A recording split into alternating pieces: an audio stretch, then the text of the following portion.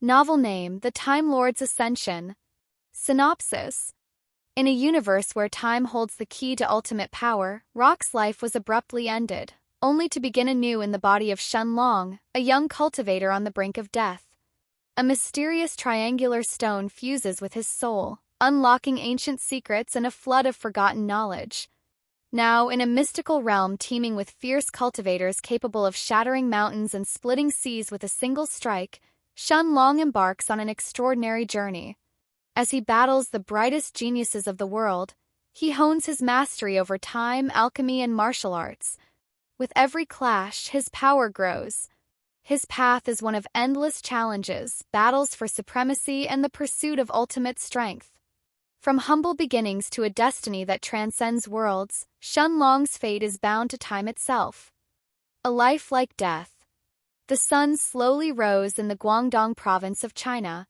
In a complex of abandoned apartments scheduled for demolition, an alarm was ringing at 6 a.m. in the morning. The sound was coming from an almost broken-down apartment, a door you couldn't close properly no matter how hard you pushed, with a chair behind it in a 45-degree angle acting as a lock for the door. The apartment was medium-sized, around 80 cm, yet it was almost empty inside. A bed mattress was in the middle of the living room along with a small-sized table with an alarm clock on it. On the side of the room were 10 big water bottles along with some packs of instant noodles. A body could be seen moving under the blanket that was covering the mattress, reaching for the alarm clock on the table. Ugh, that person groaned after he tapped the alarm clock once. A malnourished body revealed itself from underneath the blanket as it slowly rose from the bed. A young man seemingly around 16 to 17 years old rose from the mattress as he walked towards the bathroom. The water was cut off since the apartment was abandoned, so the young man couldn't even take a shower in the morning.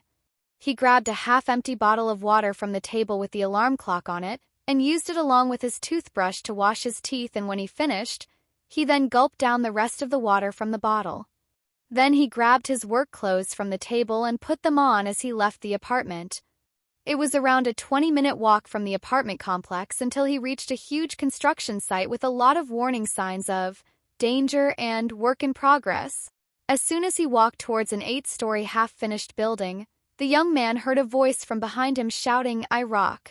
The voice belonged to a 45-year-old man. "Good morning, uncle," said Rock. Of course, Rock wasn't his real name, but a nickname given to him by the people working in the construction site with him, as he didn't like to talk that much. Rock didn't have a real name from his parents. He was an orphan, and he grew up in a house complex owned by the government for orphan children. The government sends food to those houses once a week, but it wasn't enough for the kids there to feed themselves. The orphanages were all full, and that's why the government created these houses and sent food to the children, but a lot of them still died due to hunger or illnesses as there was no one to take care of them even when they were ill. Rock stayed there until he was 12. He could fight the other children for the food, but even then it was not enough to feed himself, so he decided to leave. He attended junior high school in a public school not far away from the house he lives. It was school in the morning and construction work in the afternoon. Usually people in the construction sites didn't allow kids at work, considering it was illegal, but due to the low wages, few people went to work at those construction sites, and since lower manpower equaled slow production, the construction manager accepted even a kid like Rock with skinny arms and legs and allowed him to work there for a pitiful amount of money as his wage, of course.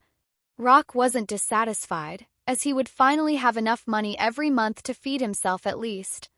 This situation occurred until Rock graduated from high school, but he never stopped working at the construction sites as that was his only way of income.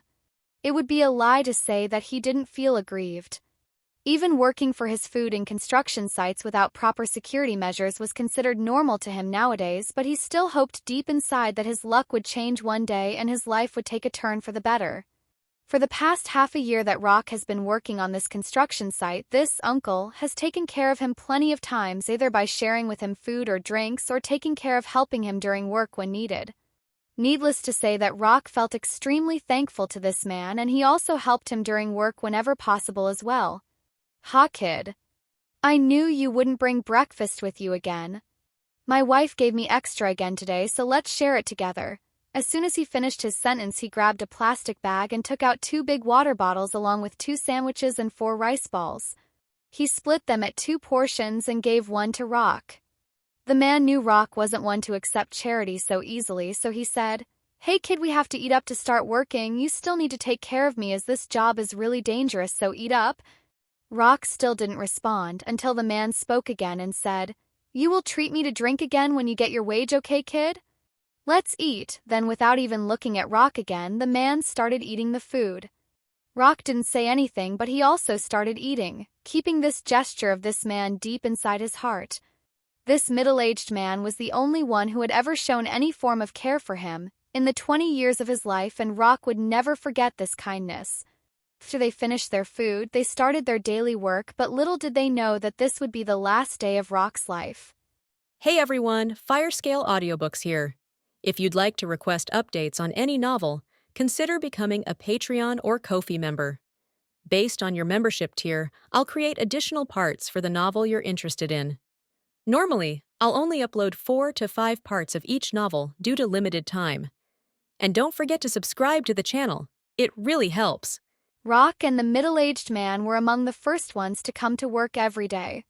The man's wife was pregnant for 6 months and his child would soon be born, so he had to work hard to make ends meet both for his wife as well as his unborn child.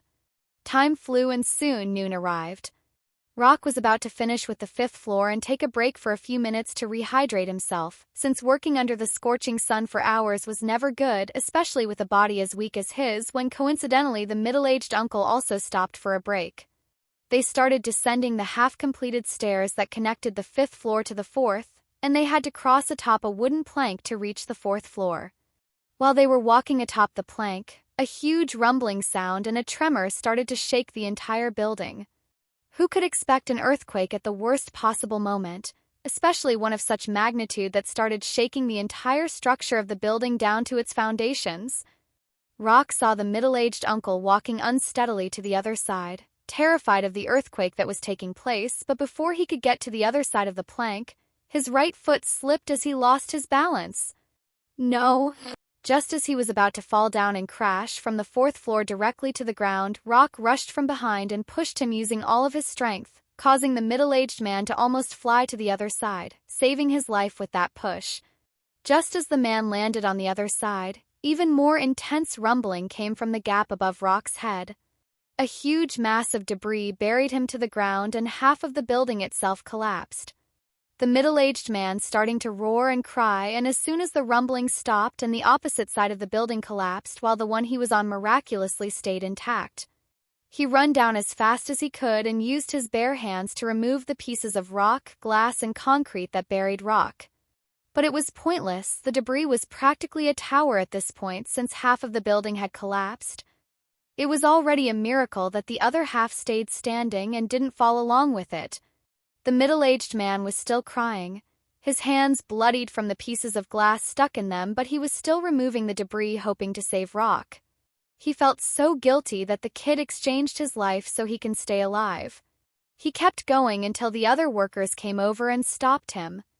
Rock had seen the debris fall on his head and understood exactly how unlucky he was, as this was practically certain death, yet he didn't regret saving the man. The middle-aged uncle was the only one who had shown care for him, and the thought that went through his mind as he was being buried by the rocks was, "Oh, it's good since Uncle lived. But it's truly unfair that my life will end like this." The rumbling continued for a while and Rock's vision turned dark as he blacked out. Rock tried to slowly open his eyes as his mind started to regain its consciousness, only to discover that his head was about to split apart from a terrifying pain he was feeling. He started wailing left and right as he couldn't feel anything other than the splitting headache that was about to rip his mind apart. What Rock hadn't noticed was that his body wasn't buried under any rubble or debris, but was lying on the ground with his face up, on a patch of red grass, right in the middle of a huge thunderstorm with thunder and lightning striking the ground all around him. The bones on both his arms and legs were broken, his head bleeding from behind, and his clothes were tattered and full of blood. There was a huge wound on the left side of his chest, probably made from a sword or a saber judging by its size. Luckily for Rock, it was still a few inches away from his heart. He felt as if something was forcefully being stuffed in his brain, but there was not enough room for it to fit and his brain was about to burst. Just as a bolt of lightning was about to strike his head and end his life for the second time today, a space tear appeared above him as the lightning was swallowed and disappeared inside it. At the same time, a stone slowly left the space tear in the air, and as soon as it appeared, heaven and earth suddenly fell silent. A few miles away, the people of Blue Forest City had all gone still. Pedestrians were frozen mid-walking, people inside the restaurants were frozen while they were chatting and laughing or eating, stall owners haggling to sell their merchandise were immobilized, and even the fire in the taverns and the food that stall owners used to cook were all in a frozen-like state. Bolts of lightning all around Rock were stopped in place like a painting in the air, as if the very heavens themselves were afraid to move the moment that this stone appeared. The triangle-shaped stone released a blindingly bright azure light that destroyed the black clouds and the bolts of lightning frozen mid-air around Rock, along with everything else in a radius of 1 mile of Rock. Rock suddenly felt the change in the environment around him and finally opened his eyes, forcibly suppressing the head-splitting pain he was feeling, which had slowly started to ease, only to see a blue-like light from a triangle-shaped like stone right above the space between his eyebrows, plunging itself right inside his head. As soon as Rock's eyes met the stone immediately plunged itself right into the space between his eyebrows, bringing a pain so unbearable that if you could compare the pain he felt previously to a small stream of ice slowly entering and chilling his brain, then this one felt like an entire ice mountain that was about to crush him wholly. Not a single person in the entirety of Blue Forest City noticed that everything was in a frozen state a few moments ago and that their lives had returned back to normal only when the triangular-shaped stone had entered Rock's glabella. However, the most miraculous thing wasn't that there was not even a single drop of blood when the stone pierced Rock's head, or that it had disappeared without leaving behind the slightest sign or even a single scar, but that the body, which was full of injuries just moments ago, was now magically healing itself at an extremely rapid rate. The broken bones on his arms and legs were being glued together by the blue-like glow that was being emitted from the triangular-shaped stone inside Rock's body, easing the pain his mind was feeling and nourishing his body while it was healing all of his injuries. Even 3 badly fractured ribs of his were rapidly healing along with that horrible injury on his chest. The flesh on his chest was healing and mending itself so fast that the whole process was clearly visible to the naked eye in one moment and almost over in the next. Anyone seeing this spectacle would be left with their mouths gaping, as all they would think would be that the gods themselves had come to personally fix that badly broken body to perfection. Even the best alchemist of Blue Forest City, Master Lu, couldn't produce a medicine that could heal an injury like that in the blink of an eye. Forget about healing it in the blink of an eye. Even if Master Lu concocted his best medicines, it would still require at least 1.5 months for an injury like that to heal. Don't even mention the internal injuries or Rock's broken bones, as it would be unknown when and if they could be completely healed by such a medicine. Perhaps only an alchemist superior to even Master Lu could possibly bring them back in perfect condition. An incense stick of time went by, and although Rock's injuries, be they internal or external, were fully healed, he had yet to open his eyes. The first time he opened them was when the pain had just started subsiding and a new set of memories started to integrate themselves into his mind. Only then did Rock come to understand that this body of his wasn't the same as the one he had back on Earth. He could see in this new set of memories inside his brain his own face and body. He didn't have a malnourished body anymore, and although it wasn't burly, it was paired perfectly with his own face and height. His body was 173 centimeters, 5.8 feet, tall, with a pretty handsome face and sharp defined features. He fully understood everything about his current body and where this new set of memories that appeared in his mind and merged together with his old memories came from, the moment that his headache had finally subsided. This body originally belonged to Shun Long, and Shun Long's father is Shun Fong, a strong formation master of the Sky Fortune Kingdom, and the strongest one in the entirety of Blue Forest City. Rock was currently lying on the ground, his face pointed towards the sky as more and more memories were flooding in his brain. His current position was now almost 3 miles away from Blue Forest, the place which Blue Forest City took its name from. The Blue Forest was a very famous place within the Sky Fortune Kingdom. It was the only place in the entire Sky Fortune Kingdom that could be considered both heaven and hell at the same time. It was extraordinary in the sense that a lot of treasures could be found inside it.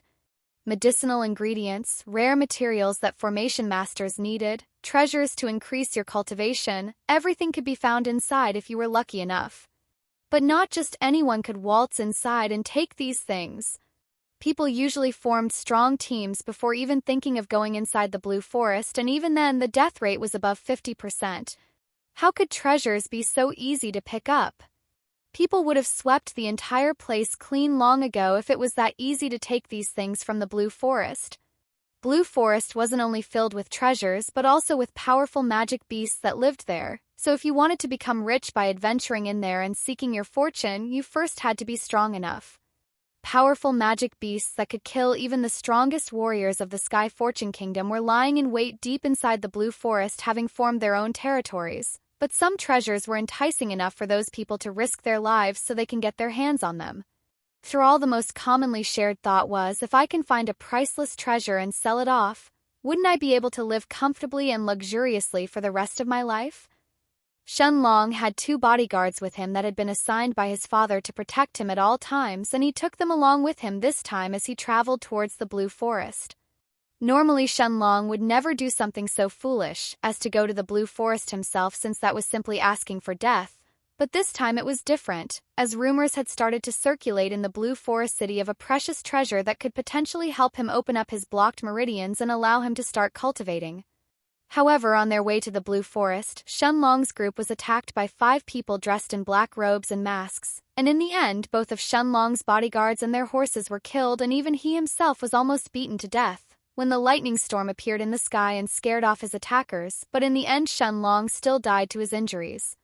However, before his soul could completely dissipate, Rock's soul entered his body and inherited his life memories along with his feelings before he died. Rock finally moved his new body as he sat up from the ground and slowly organized his thoughts properly.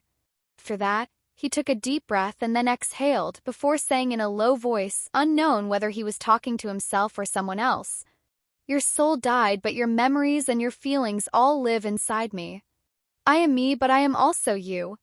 I have lived nearly 20 years full of misery and pain, and you have lived 16 years of scorn from your peers." His voice was growing louder each passing second as he continued. "From today onwards, I, Shun Long, will live to become rich, so I will never feel hunger again, never to feel the pain from my past life. This is my oath to the past me. I, Shun Long, swear to live to become strong enough to soar free and unrestrained by anyone or anything, never to be bound and constrained by others. So what if I can't cultivate because of these blocked meridians? I refuse to allow myself to be killed again.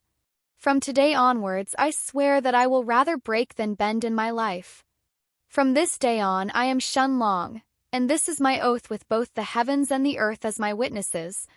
As soon as Shun Long finished venting out years and years of suppressed emotions that could no longer be held back after 2 consecutive deaths, the triangular stone inside him started vibrating intensely, as if influenced by Shun Long's words, when a shocking set of images appeared in his mind.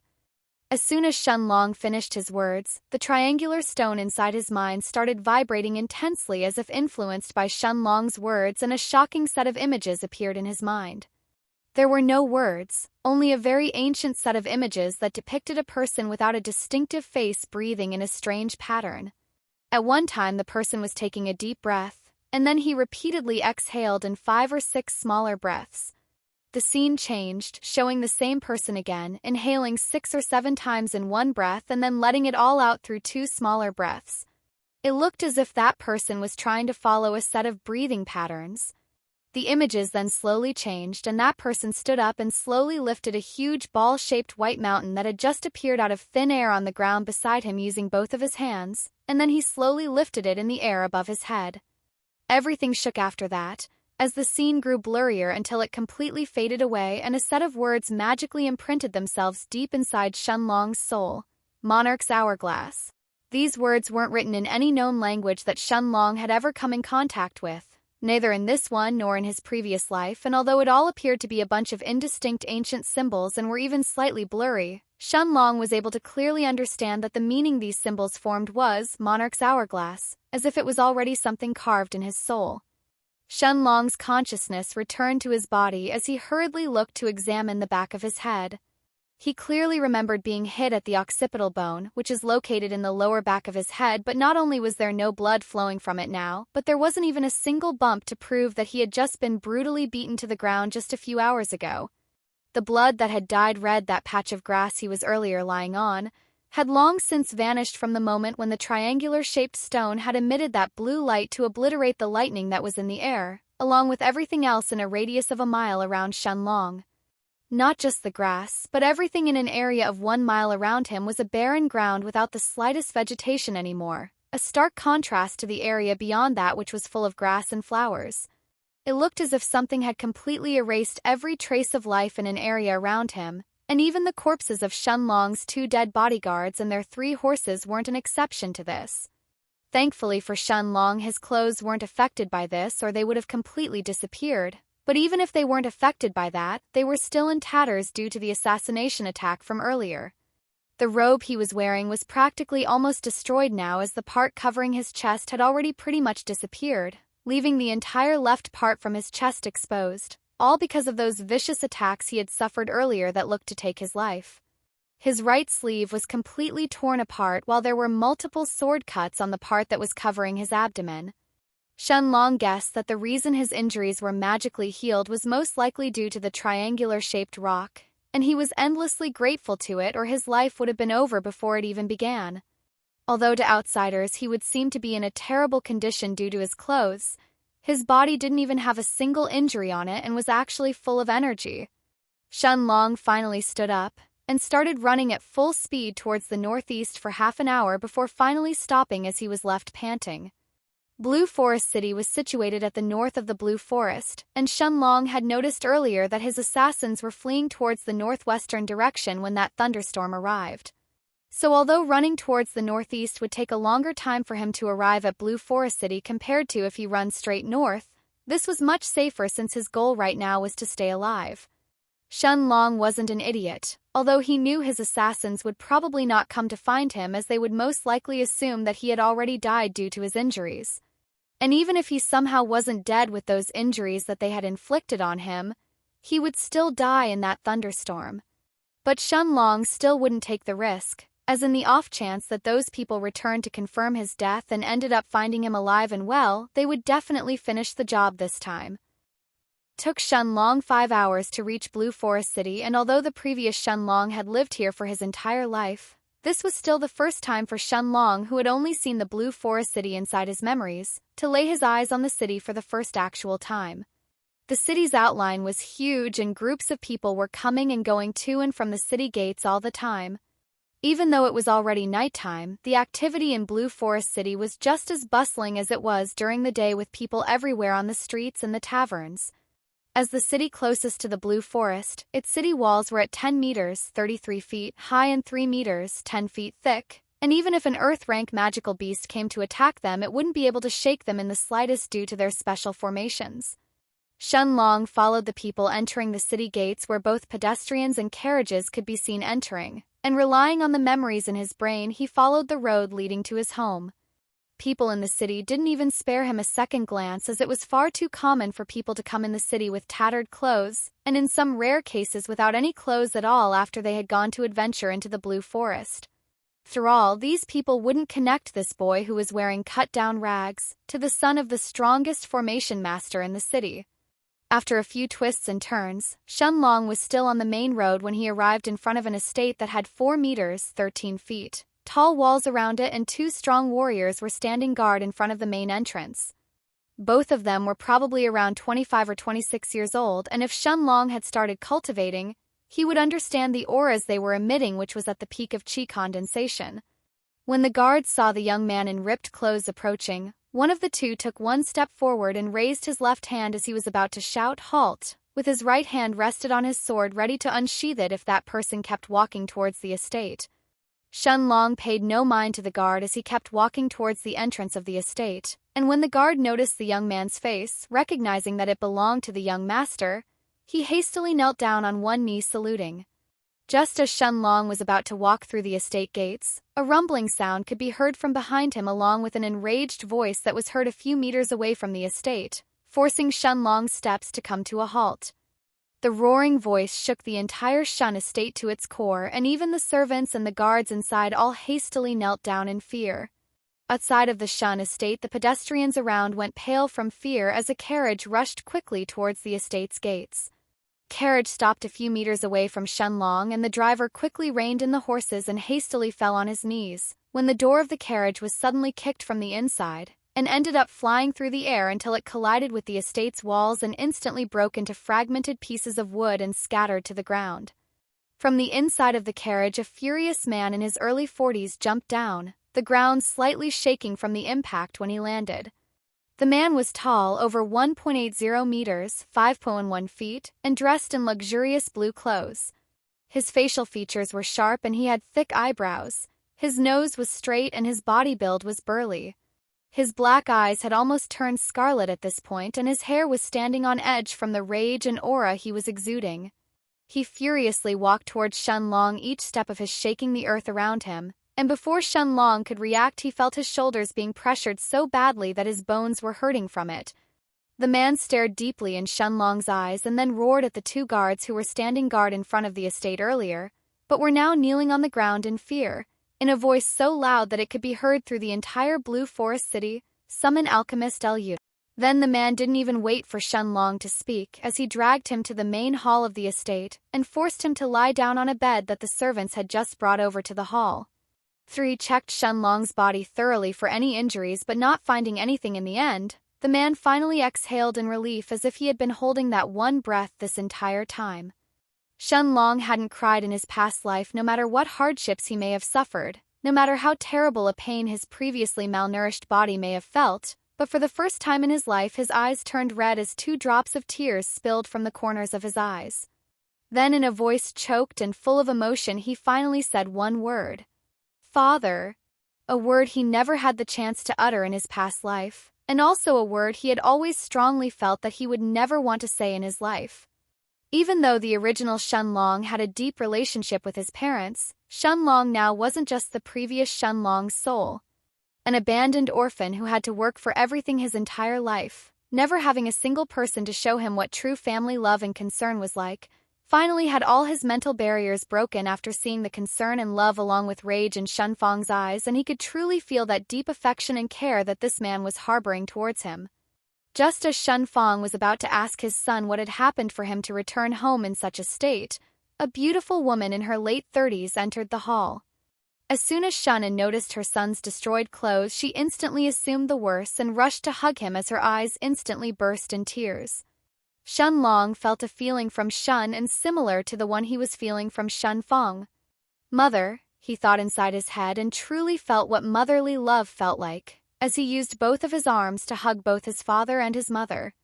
An unclocking sound could be heard inside his mind, as an ancient book silently appeared next to the triangular stone in his mind. But Shun Long had no time to check it, as his parents both sat in front of him, and Shun Fang finally asked, with hints of anger obvious in his voice, "I only left Blue Forest City for 8 days. What happened while I was gone? How did my son got hurt so badly, and where are Gui and Guter?" Shun Fang and Shun both wanted to know how their son ended up in such a state, especially with Gui and Gu Shi. Could it be that Gui and Gu Shi didn't do their job properly? But they had both always followed Shun Long whenever he left the estate. "Father, Gui and Gu Shi both died protecting me today," Shun Long said, his voice stone cold, but a hint of furious anger could be discerned from it. "What happened?" Shun Fang and Shun asked, shocked. Gui and Gu Shi were both Shun Long's bodyguards, and Gui was even an early rank 2 Earth rank expert, whereas Gu Shi was a peak rank 1 Earth rank expert. Even in the entire Blue Forest City, Gui and Gu Shi were considered relatively strong experts, which is why Shun Fang would have never believed this if this had come out from the mouth of anyone else apart from his sons. Cultivation started from Qi Condensation rank 1 to rank 9, and the levels in each rank were divided into early, mid, and peak. Through the Qi Condensation level was the Earth rank, so 2 strong Earth rank cultivators dying was a truly shocking matter. Rumors were circulating that someone in the outskirts of Blue Forest found a red pine fruit, answered Shun Long. "Father, you know that my meridians are blocked and I can't cultivate, but if I could find the red pine fruit and ask Master Lu to concoct the meridian opening pill for me, I could finally start cultivating." Before Shun Fang had a chance to interject, Shun Long continued. "I know you have always felt bad because I can't cultivate and have also searched for the red pine fruit and other solutions for me. Even if you have never said this yourself, I know it's true," said Shun Long. Shun Fong didn't say anything and his face turned slightly red. He didn't want his son to find out, but he had always felt regret that Shun Long was unable to cultivate, so he had always searched for possible solutions both inside Blue Forest City or in the imperial capital. Shun Fong himself had ventured into the Blue Forest plenty of times, but so far he had never found what he needed for his son. So this time, hearing that someone found the red pine fruit while you were in the imperial capital, I couldn't stay still, so I asked for both Gui and Gushir to come with me together to the Blue Forest. Through all, my plan was only to search around the Blue Forest's outskirts, and with 2 Earth rank experts accompanying me, the chance of running into danger was truly low. But who could have known that we would get ambushed on the way by 5 masked people wearing black robes, said Shun Long in an angry voice. Shun Fong and Shunin understood. 5 masked people ambushed and attacked 2 Earth rank experts, then most likely the person behind this assassination was someone who wanted to harm the Shun family by killing off their heir instead of just finishing off his 2 bodyguards and then kindly letting Shun Long go. Shun Long explained how these people encircled and attacked their group, and how in the end they got scared off by the sudden lightning storm and ended up fleeing before finishing the job. Shun Fong and Shunin were both glad and sighed in relief, thankful for their child's luck and how he managed to escape from such a death trap, when suddenly a guard entered the hall, knelt down on one knee and said, "My lord, Alchemist Master Lu has arrived.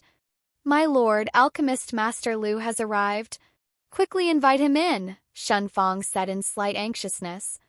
Although he had learned the majority of what happened to Shun Long when he went to the Blue Forest, and despite the fact that his body had no obvious signs of any injury, Shun Fong and Shunin couldn't help but worry with fear for any internal injuries inside their son's body, so having Master Lu examine Shun Long was extremely urgent to them. When the doors of the main hall opened again, Shun Fong and Shunin stood up while Shun Long remained in a sitting position on the bed in the center of the room.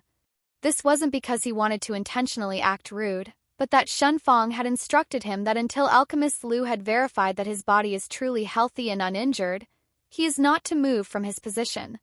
Shun Long could feel the concern his parents were showing him, so he couldn't go against their wishes right now. A white-robed young man in his late 20s walked inside the hall. This was Alchemist Lu, a genius of the Sky Fortune Kingdom and the best alchemist in the entire Blue Forest City, while being only 28 years old. "Greetings, Alchemist Lu," said Shun Fong while cupping his fists. "Greetings, Formation Master Shun," said Lu Wan as he bowed slightly to Shun Fong while also cupping his fists. Alchemist Lu's full name was Lu Wan, and he was known to be a slightly arrogant but extremely talented alchemist. At the young age of 28, he was already a certified rank 2 bronze alchemist. Through all, people needed alchemists to help them concoct pills either for their cultivation or to treat injuries, so Lu Wan, knowing that people needed his skills and were always acting respectful around him, satisfied his vanity and slightly fueled his ego. However, even though Lu Wan was a slightly arrogant person and considered himself to be standing above the others, being a rank 2 bronze alchemist, he didn't try to put on any airs in front of Shun Fong, as Shun Fong's status as a formation master didn't lose out in front of his status as an alchemist. Moreover, Shun Fong was a peak rank 3 bronze grade formation master, which even made his status higher than Lu Wan's own. Alchemists and formation masters truly were 2 of the most lucrative and highly sought occupations in the continent, so people of these occupations considered themselves to be standing above the rest. However, alchemists and formation masters also needed each other. Alchemists sold pills that enhanced people's cultivation and could help them treat their injuries, deal with poison, etc., whereas formation masters could create formations around the alchemists' rooms to isolate noise so they don't get distracted during the refinement process, or create defensive formations that could help them protect their homes. But most importantly, they created the cauldrons that alchemists used and engraved the formations inside them that assisted the alchemists with the concoction of their pills. Formation masters also often helped the alchemists with the maintenance of their cauldrons. Through all, it was common for alchemists to fail in their concoctions, with their cauldrons occasionally blowing up and harming the formations inside them. So if the alchemists didn't take good care of their cauldrons and the formations inside ended up fading, the cauldron would eventually end up as a useless mass of iron. "Formation Master Shun, I heard from your guards that something happened to young Master Shun. Please allow me check his condition." Lu Wan went straight to the point as soon as they finished their greetings. Shun Fong was happy that Lu Wan got straight to the point of his visit, as he also didn't like useless talk, and said, "Please, Alchemist Lu," as gestured for Lu Wen to move towards the center of the hall where the bed that Shun Long was sitting on was placed at. Lu Wen saw the weird appearance of young Master Shun's and was taken aback. Shun Long hadn't had any time to change his clothes, as Shun Fong had dragged him to the main hall as soon as they returned in the estate. Then his Shun had also entered the hall and they bombarded him with a barrage of questions. By the time he had finished explaining what had happened, Alchemist Lu had already arrived, so it was too late to change clothes now. Lu Wen's sharp eyes could easily tell that Shun Long's clothes were destroyed by some kind of sharp weapon, most likely by a sword, but what he couldn't wrap his head around was this. How is this kid's body fine if he was attacked by sharp swords or sabers when the entire Blue Forest City knows that he can't even cultivate? What Lu Wen didn't know was that Shun Long's parents also had the same question, but before they could ask their son, the guards had already announced his arrival. Lu Wen examined Shun Long's body thoroughly but found no abnormalities. It had to be known that alchemists excelled in using their spiritual strength, and that the most important requirement to become an alchemist was to have a good amount of spiritual strength along with a strong affinity for fire, whereas formation masters could use both their qi combined with their spiritual strength, while the most important requirements for them were a decent amount of spiritual strength along with a strong affinity to control the earth. However, although it may seem as formation masters and alchemists both needed a good amount of spiritual strength as a prerequisite, in reality alchemists needed more than 5 times the amount of spiritual strength that formation masters did. That was because alchemists could use only their spiritual strength when they refined pills, and they couldn't borrow any form of external help like their qi, the same way that formation masters could, so the amount of spiritual strength an alchemist had was paramount to them. Although Lu Wen was only a bronze rank grade 2 alchemist, his spiritual strength was a good 3 to 4 times higher than Shun Fong, and he could directly use it to examine Shun Long's body from the inside. The moment Lu Wen started examining Shun Long's body using his spiritual strength, his jaw involuntarily opened wide. As soon as he finished the examination of Shun Long's body, Lu Wen couldn't help but blurt out, "Are you certain that your son is a cripple? Are you certain that your son is a cripple? You certain that your son is a cripple? Your son is a cripple? A cripple?" These words repeatedly echoed inside Shun Fong's head, and as if a dynamite had exploded, his aura burst out of his body, like a torrential wave that was looking to submerge and drown Alchemist Lu. Even the quiet Shun frowned as her gaze towards Lu Wen instantly turned icy. Shun Fong hated it when people called his son a cripple. There was an incident a few years back at the imperial capital, when another rank 3 bronze formation master called Shun Long a useless cripple unable to cultivate in front of Shun Fong, and as a result, Shun Fong broke that person's legs and ended up almost entirely crippling him. It was only after a lot of people pleaded on his behalf for Shun Fong to let him live that Shun Fong did end up letting him off, but not before he had finished venting his anger on him. In the end, that formation master was almost crippled, with shattered arm bones and fingers, while both of his legs were also broken, but luckily for him Shun Fong didn't go any further, or else even if this formation master hadn't died, he would surely have ended up as a cripple.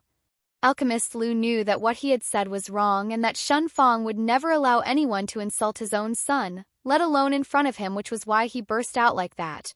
If Lu Wen wasn't invited by him to check up on his son, he would have already sent him flying in the air with a single slap, but even now it was still nearly impossible for him to rein in his temper any longer. Shun Fong even felt that Lu Wen was almost intentionally provoking him by mentioning his son's matter like that, and not only just in front of him but in front of his son and his wife as well. Alchemist Lu knew that things were slightly bad now and that he had made a blunder, so he quickly said as he bowed his head as a form of apology in Shun Fong's direction while cupping his hands at him and the frosty Shun behind him. "Please calm your anger, Master Shun, and listen to what I have to say." It was rumored that young Master Shun's meridians were blocked and almost crippled, that he could never cultivate unless he consumed a meridian opening pill or some other heaven-defying pill if he wanted to ever unblock his clogged-up meridians, right? Seemed as if Lu Wen was talking to Shun Fong but also to himself, as if he was looking to verify that what he was saying was correct while he continued. "But I have heard that in the past even Master Fu himself, a rank 3 bronze grade alchemist, had personally come to examine young Master Shun's body and ended up saying that this condition was incurable without special pills like the meridian opening pill, as all the meridians in his body where the qi is supposed to flow from were all filled with blood and that was blocking every attempt of qi circulation or absorption. Shun Fong didn't answer and just plainly nodded. His anger also had already eased a great deal, but his heart was now aching with pain for his son's condition. "What is your point, Master Lu?" asked Shun and somewhat irritated. It was obvious that she hadn't forgiven Lu Wen's previous transgression of calling her son a cripple. Lu Wen continued as if he was in his own world right now, his eyes having an absent-minded look in them as he looked at his own hands almost as if he was pondering something, and after a few moments of silence he continued saying, "There are two things that I don't understand," said Lu Wen as he turned his head to look at Shun Long properly for the first time since his visit. Looking at Shun Long's deep and unperturbed black eyes, Lu Wen's brain kept pondering possible scenarios as his gaze then lowered to observe Shun Long's destroyed clothes, especially the area around the left side of his chest that had almost no fabric left on it. Lu Wen took a breath as if he was organizing his thoughts and then said, "It is obvious that young Master Shun was attacked at some point today. I also normally wouldn't ask why or how someone who is asking for my services got injured, but there are no injuries in your son's body internally or externally. But if that was all it was, then it wouldn't have been that big of a deal, but the most shocking thing is his meridians. Your son obviously has never cultivated in his life, but his meridians right now are completely unblocked and unclogged, free from any blood that was hindering the qi from circulating inside them. Do you understand what I'm trying to say here? There is no way your son is any longer a cripple." When Shun Fong heard Lu Wen's words, not only did he not get angry at the mention of the word cripple anymore, but his eyes teared up as he turned around to hug Shun and who was behind him and also started sobbing, their eyes both moist with tears of joy. Lu Wen turned his gaze from Shun Fong back to Shun Long and was shocked to see that same unperturbed expression on his face, as if what he had just said now didn't concern him at all, or perhaps Shun Long already knew that and that's why he didn't seem to feel any surprise from Lu Wen's words, and was instead looking at his father and mother with a slight smile hanging at the corner of his lips. Lu Wen was now fighting internally with himself, but in the end he couldn't hold himself back any longer and asked in a voice which fully betrayed his curiosity, "Young Master Shun, can you tell me what happened to your meridians?" As soon as Lu Wen finished his words, Shun Fong and Shunan both looked over at Shun Long. They too wanted to know how their son was healed. Actually, Shun Long didn't have to answer Lu Wen's questions and satisfy his curiosity if he really didn't want to do so, but this was still part of Shun Long's plan, so he decided to nod and explain what had happened. His parents were also curious as to how Shun Long had healed, since he had mentioned earlier that his body was originally full of injuries and he was even brought on the brink of death when those masked people attacked him before they eventually fled the scene. Earlier, Shun Long didn't have the time to finish his explanation when Lu Wen arrived at the hall, so he could only postpone it, but since Lu Wen asked, it was the perfect time to present his explanation. Shun Long turned to look at his parents, who nodded at him, and he then started explaining.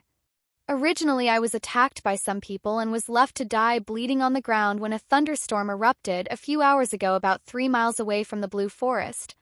Then just as I was about to die, an elderly person that was flying close to me grabbed me and rescued me from the storm.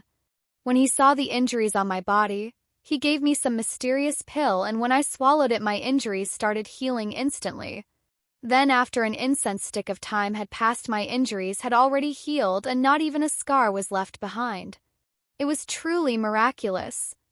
But then the elder abruptly left as soon as he saw that my injuries had healed, and I didn't even have the time to ask for his name as he soared in the sky and flew towards the east." Shun Fong, Shunen, and Lu Wen were all speechless. How could this kid's luck be so good? All three of them thought at the same time and didn't even doubt his story, as it made completely perfect sense. So that's how he stayed alive and his injuries were healed along with his meridians. Alchemist Lu was so jealous when he heard this that his face almost turned green from envy. How high level of an expert would that person have to be to casually give away such a miraculous pill to a kid he had never even met before? It had to be known that cultivators needed to have at least reached the heaven tier if they wanted to fly in the air. Chances are that such a person was also an alchemist, since he could produce such a miraculous pill so easily, or at the very least he had to have a close connection with a high-level alchemist. So if Lu Wen could meet such a person and obtain even the slightest guidance from him, his benefits would have been immeasurable. On the other hand, Shun Fong and Shun An's faces went red with excitement. Not only had their son met a high-level expert who had healed his injuries, but that person had also solved the problem that was plaguing their son since his birth.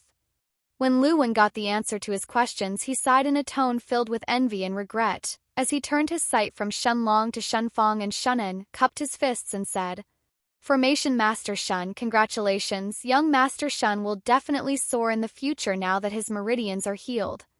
I will take my leave for the night if there is nothing else."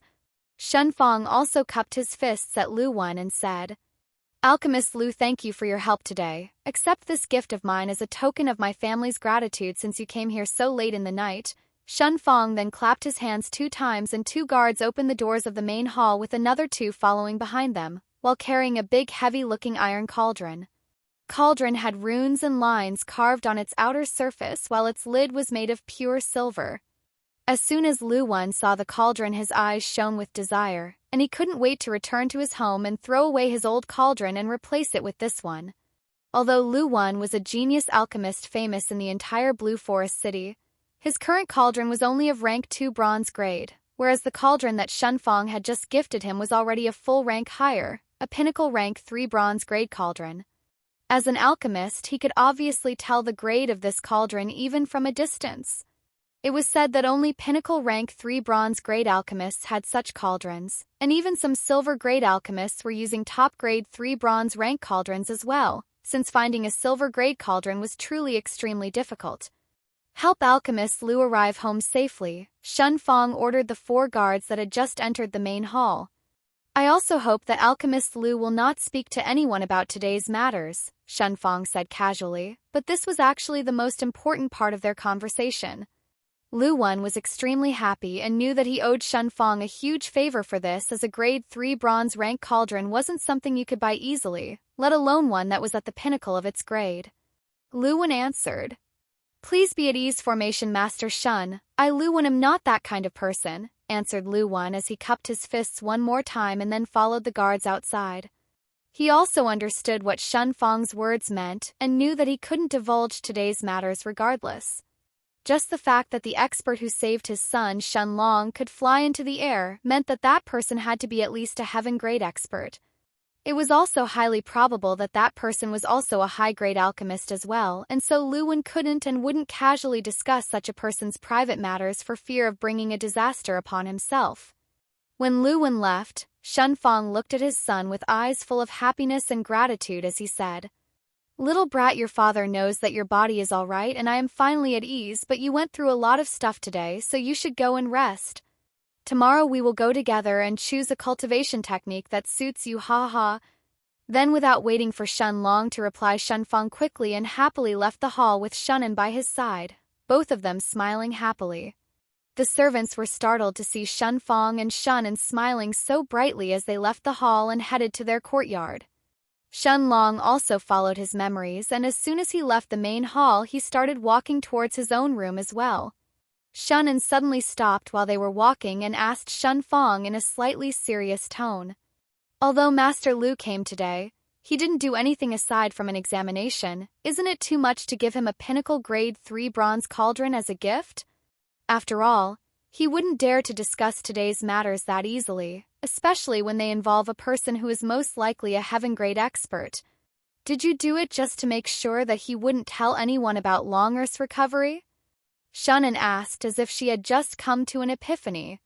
Although she was a very smart woman, she wasn't as used to dealing with people as Shun Fong, so it took her a while to see through Shun Fong's intentions. But Shun Fong was an old fox and his aim wasn't just that, so he explained to his wife, "Even if it was just to make sure that Lu Wen stays silent, for a matter that involves my, Shun Fong's son, then it would still be worth it. I don't want people to know yet that Longer is all right since he was nearly assassinated today, but I also gave him the cauldron because of Lu Wen himself." Shun An looked at Shun Fong, but she didn't understand what he meant. Isn't Lu Wen just a grade 2 bronze rank alchemist? Although he is talented, he isn't the best in the entire Sky Fortune Kingdom, and many grade 2 and even grade 3 alchemists would jump in delight at the opportunity to get their hands on such a treasure.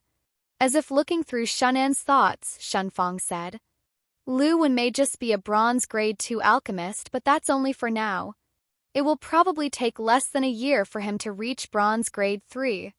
That time having a talented grade 3 alchemist help my son when he needs him will definitely be worth this investment.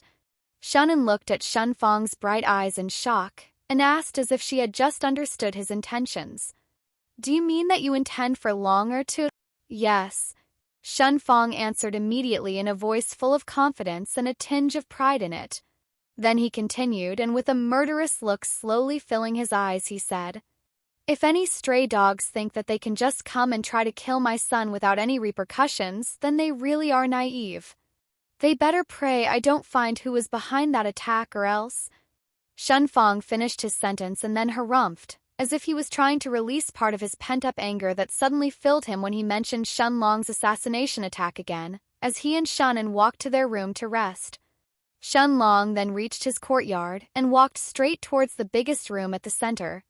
His room had 5 big wooden bookshelves inside it, all of them filled with all kinds of books with subjects that involved alchemy, formations, cultivation, etc.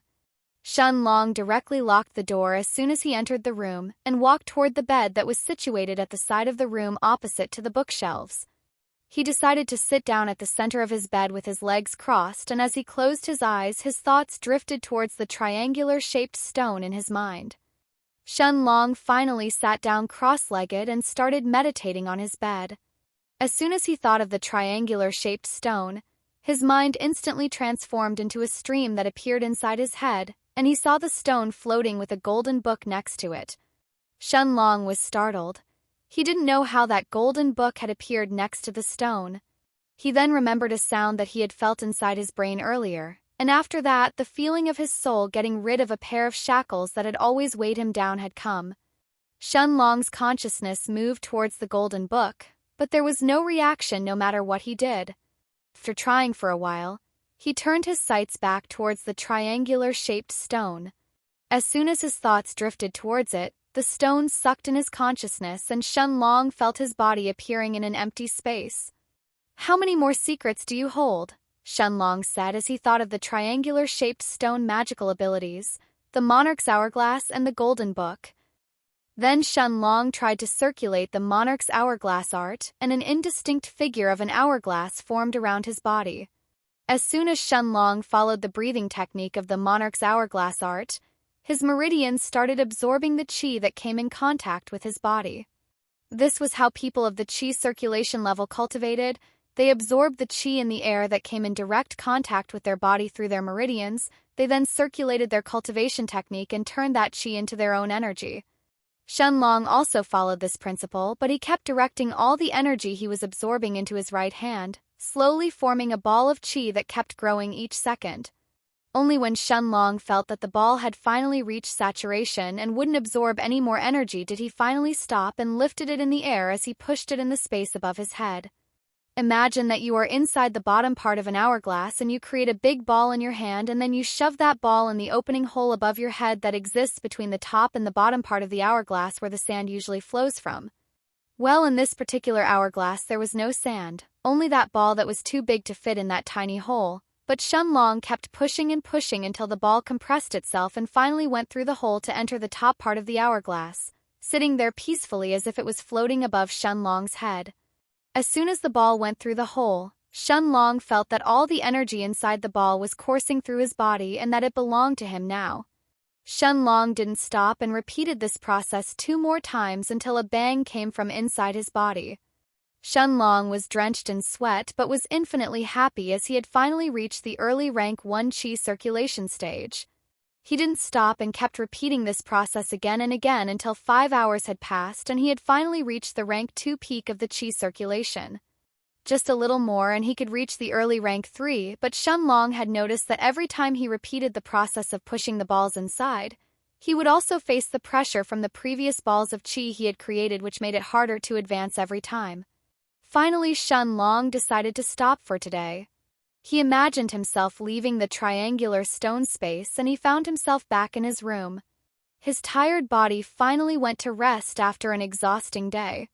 When he woke up, it was already past noon. Shun Long decided to fill his stomach in the dining hall before going to see his father. What shocked Shun Long was that Shun Fong hadn't recognized that Shun Long was at the peak of grade 2 qi circulation already, and took him to his personal study so he could choose a cultivation technique for himself. Shun Long assumed that as long as he didn't intentionally expose his cultivation, others would have a hard time figuring out his realm. Shun Long didn't need another cultivation technique since he had the Monarch's Hourglass art, but still decided to choose one for himself since he couldn't tell Shun Fong about the Monarch's Hourglass or he would have no way to explain how he got it, and in the end he settled for a technique called pulverizing gravity art. Shun Long then returned to his room and sent his mind to his spiritual space. He finally understood that the space the triangular stone was occupying in his mind was his spiritual space that the stone had forcibly opened when it had merged with him. Shun Long had also felt his spiritual strength increasing rapidly every time he advanced a realm last night. He sat down on his bed again and continued cultivating. 5 days passed in the blink of an eye and Shun Long was just a step away from reaching the 5th rank of qi circulation. If Shun Fong learned about the speed of his advancements, he would probably be frightened to death. Cultivators started to train around the age of 12 to 13 years old, and a normal cultivator would need at least 2 months to reach the early rank 4 level of qi circulation, while Shun Long was already at rank 4 peak after only 5 days. 7 more days went by and Shun Long had reached the peak of rank 6 in qi circulation. Other people needed 7 to 8 months to reach the peak of rank 6 and Shun Long had already reached that level in just 12 days. That was a truly monstrous speed of advancement.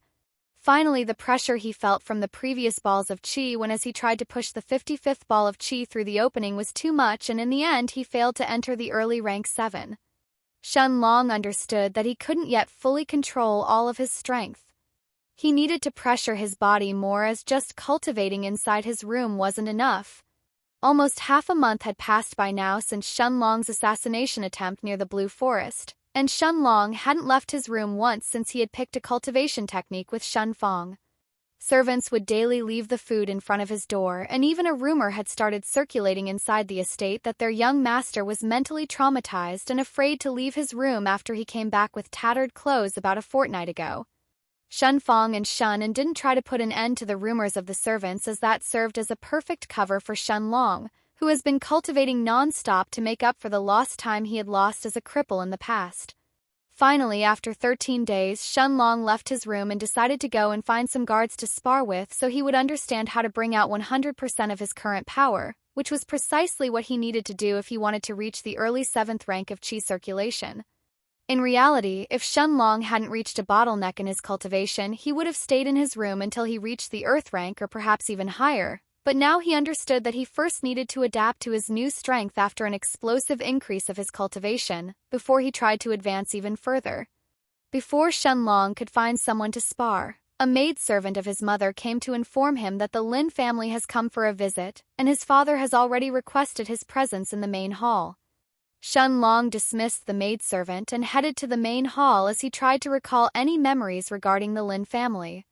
Then, just before he reached the doors of the main hall, he suddenly stopped and mumbled to himself, "Oh, I have a fiancé? How interesting," he said as he then opened the doors and entered inside.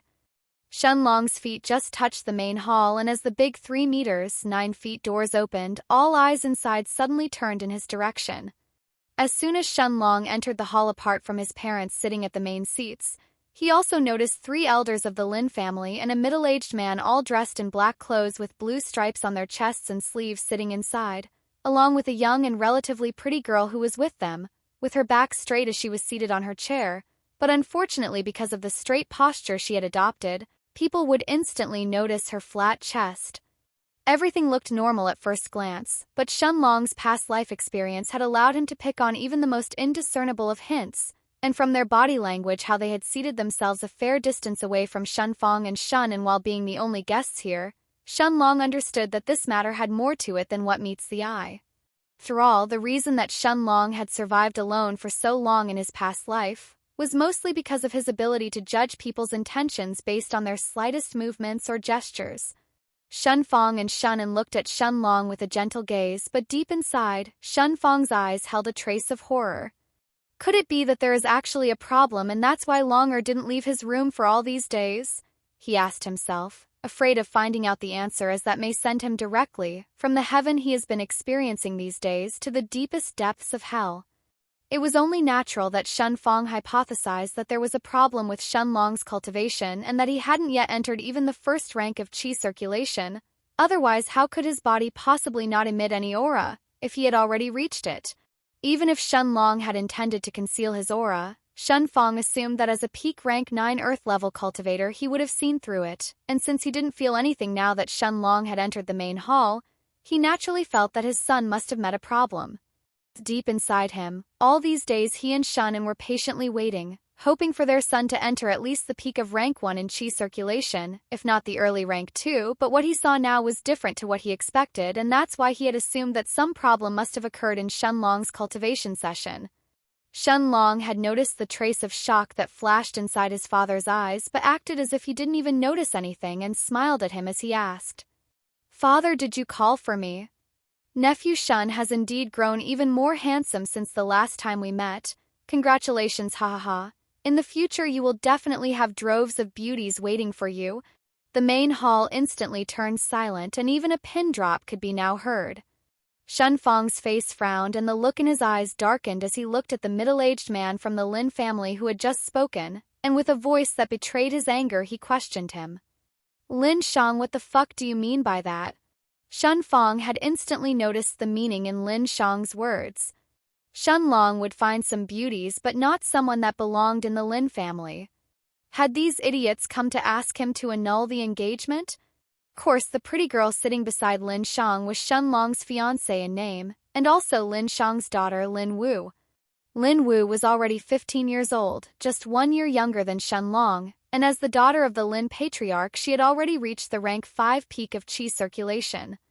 Lin Shang was slightly ashamed, but as he thought of his gem of a daughter being stuck in a patch of crippled crap that couldn't cultivate, along with some other matters that had recently popped up, he steeled his resolve and said as he stood up from his seat, "Brother Fong, please listen to me. I know that Wu has been engaged to Shun Long for many years and that Shun Long definitely expected to marry her, but some matters have occurred, so I could only shamelessly come and ask you to please call off the engagement," Lin Shang said and then continued in one breath.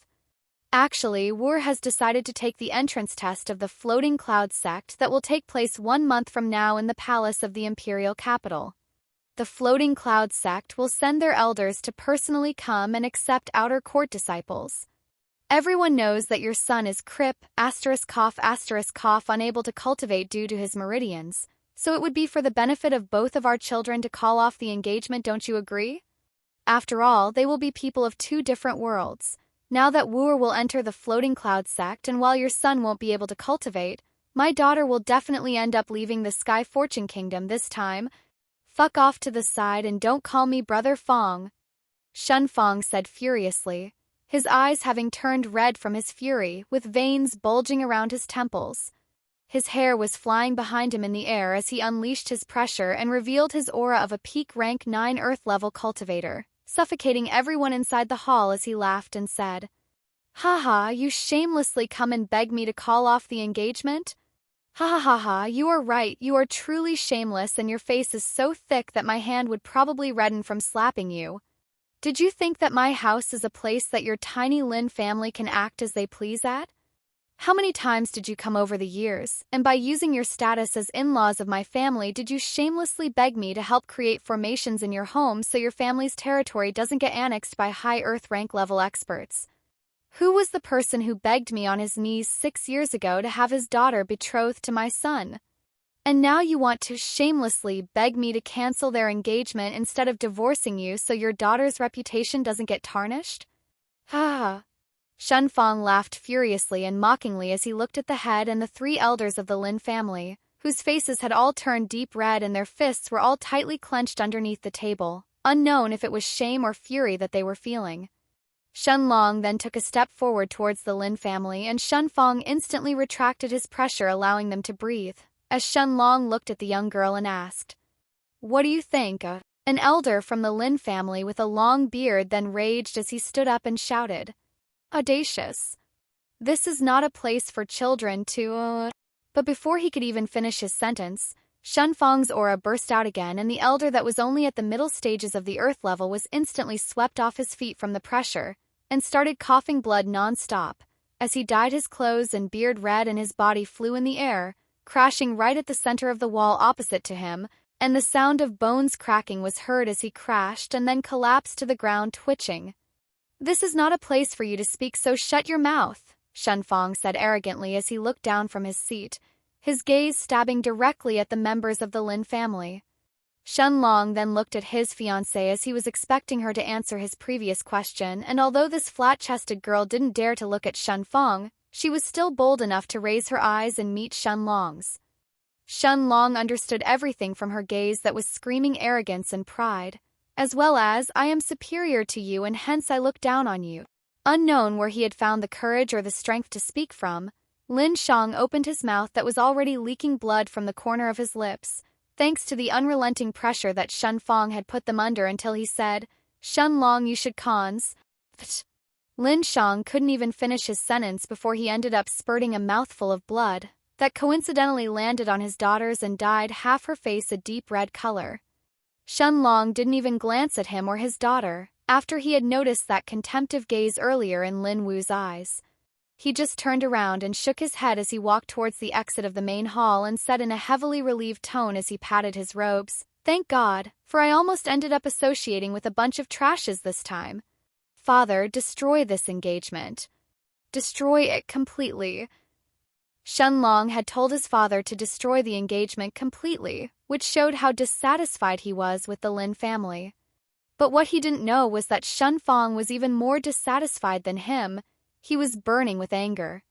The Lin family wanted to take advantage of him for so many years and then just come and ask for a mutual divorce? These idiots had to be dreaming.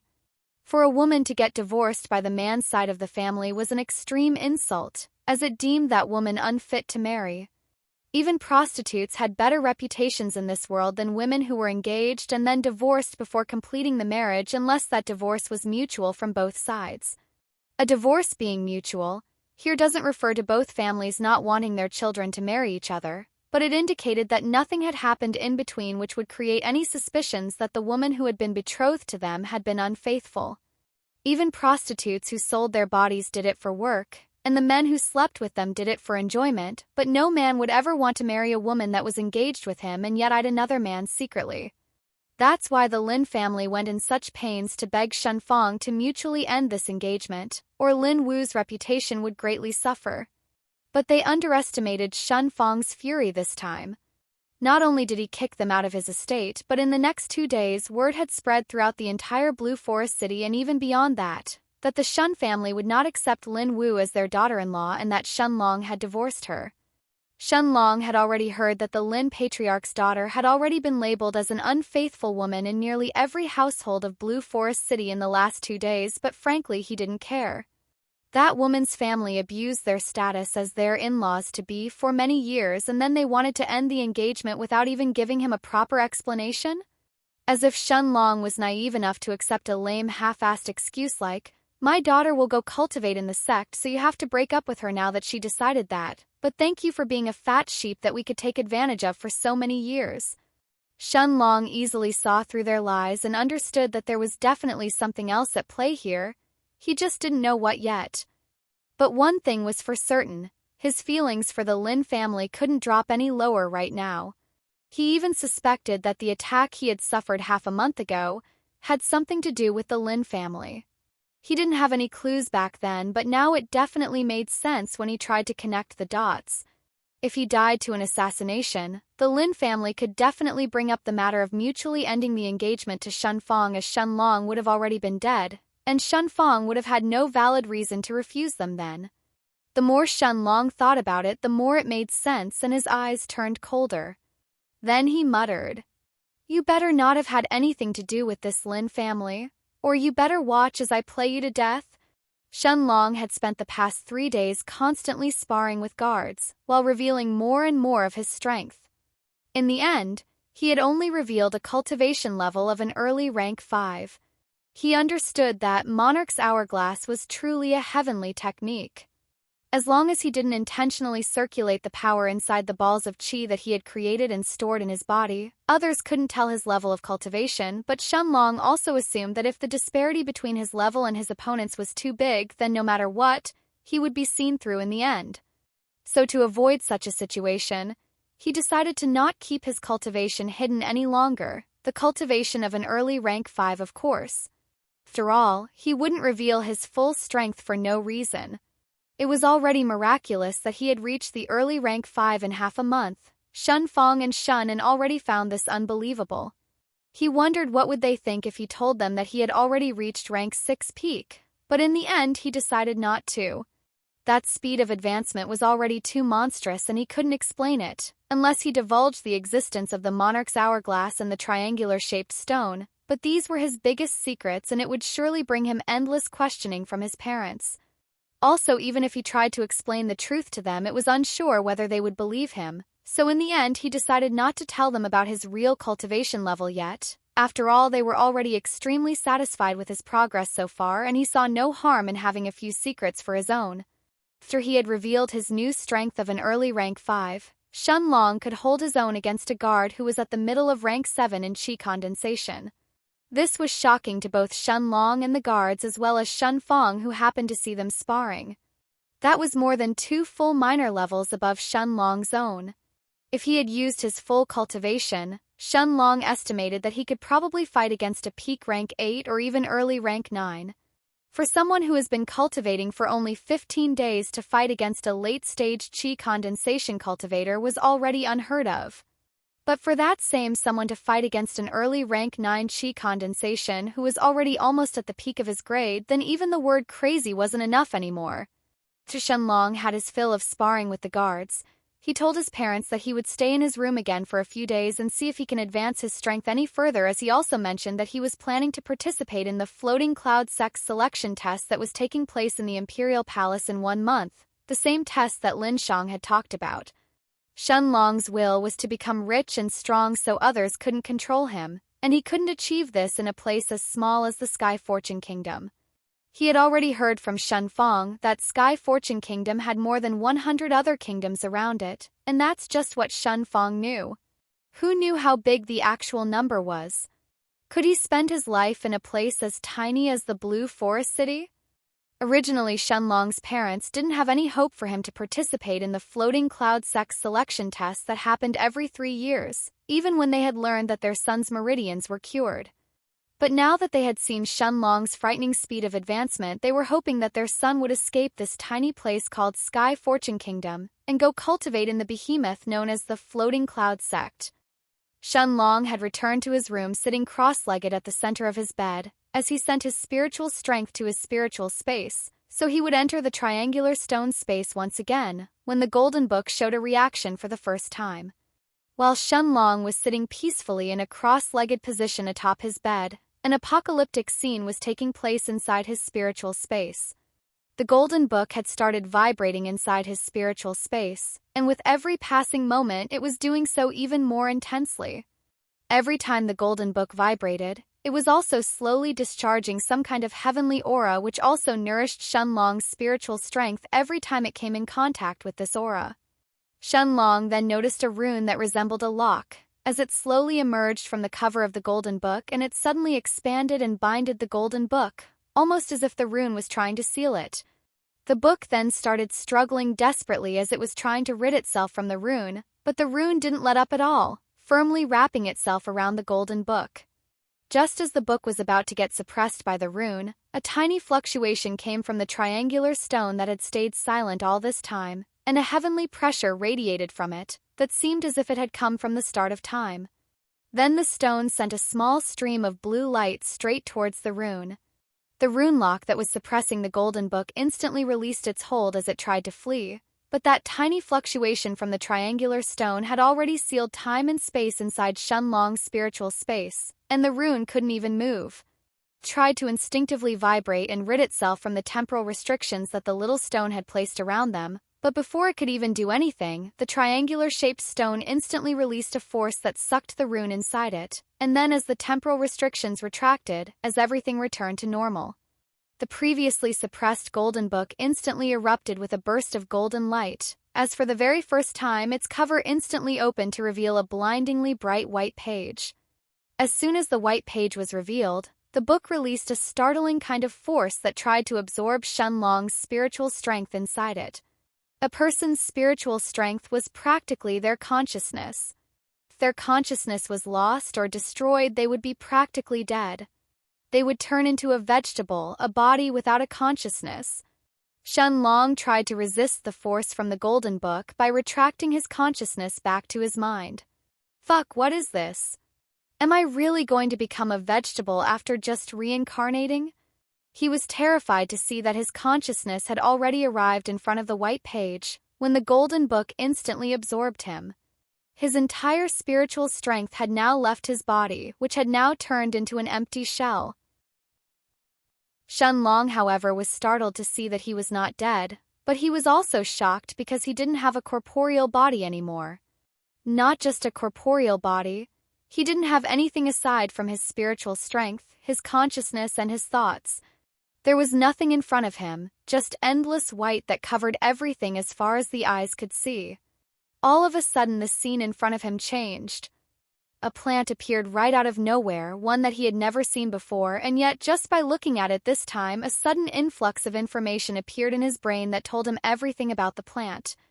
How many stem cells the plant consisted of, how the plant would react in different temperatures, what are its leaves consisted of, how many years does it take for the plant to mature, what is needed for it to mature faster, what are the ideal conditions to nurture it, what are the plant's properties and how it can be used, along with all of its special individual properties. My brain feels like it will explode any second now, Shun Long thought as he suddenly felt that needles were piercing his consciousness. Sadly, this was only the beginning of his suffering.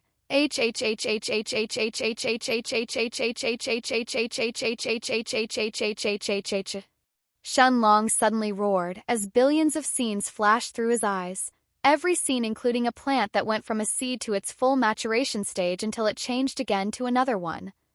Every scene made Shun Long feel that he was about to die from the pain, and he couldn't even think anymore as information was practically getting crammed in his soul. Pain was so intense that at some point Shun Long felt that it might be better if he just stopped enduring this and gave up. Then he wouldn't have to feel this pain, he thought. Although he had felt pain in the past, and although he had suffered from hunger and physical pain by fighting or having his underdeveloped muscles aching and stinging him after overworking himself or suffering injuries, this was a completely different type of pain. The difference in intensity and quantity couldn't even be mentioned in the same breath as anything that he may have felt in the past. If all the pain he had felt in his past 20 years could be considered as a single drop in a bucket, then the pain he was feeling right now would be much more than an ocean. And the worst part was that this was a pain coming directly from his soul. A stab in your soul was thousands of times worse than a knife stabbing your heart. This was a type of qualitative difference that couldn't even be compared in the same breath with a flesh wound. Just as Shun Long felt that he should perhaps give up and that he had already reached his limit, the triangular stone buzzed and a scene replayed itself in Shun Long's brain. That's right. It's better to suffer now and give it my all to become strong after this than give up and die and have people trample upon me in my next life and the next one after that. No matter what, I will not give up, I will rather break than bend. Let's see who is stronger, this pain or myself. Ha ha ha, come, he roared in the end while laughing, and his will was invigorated as he became clear-headed all of a sudden.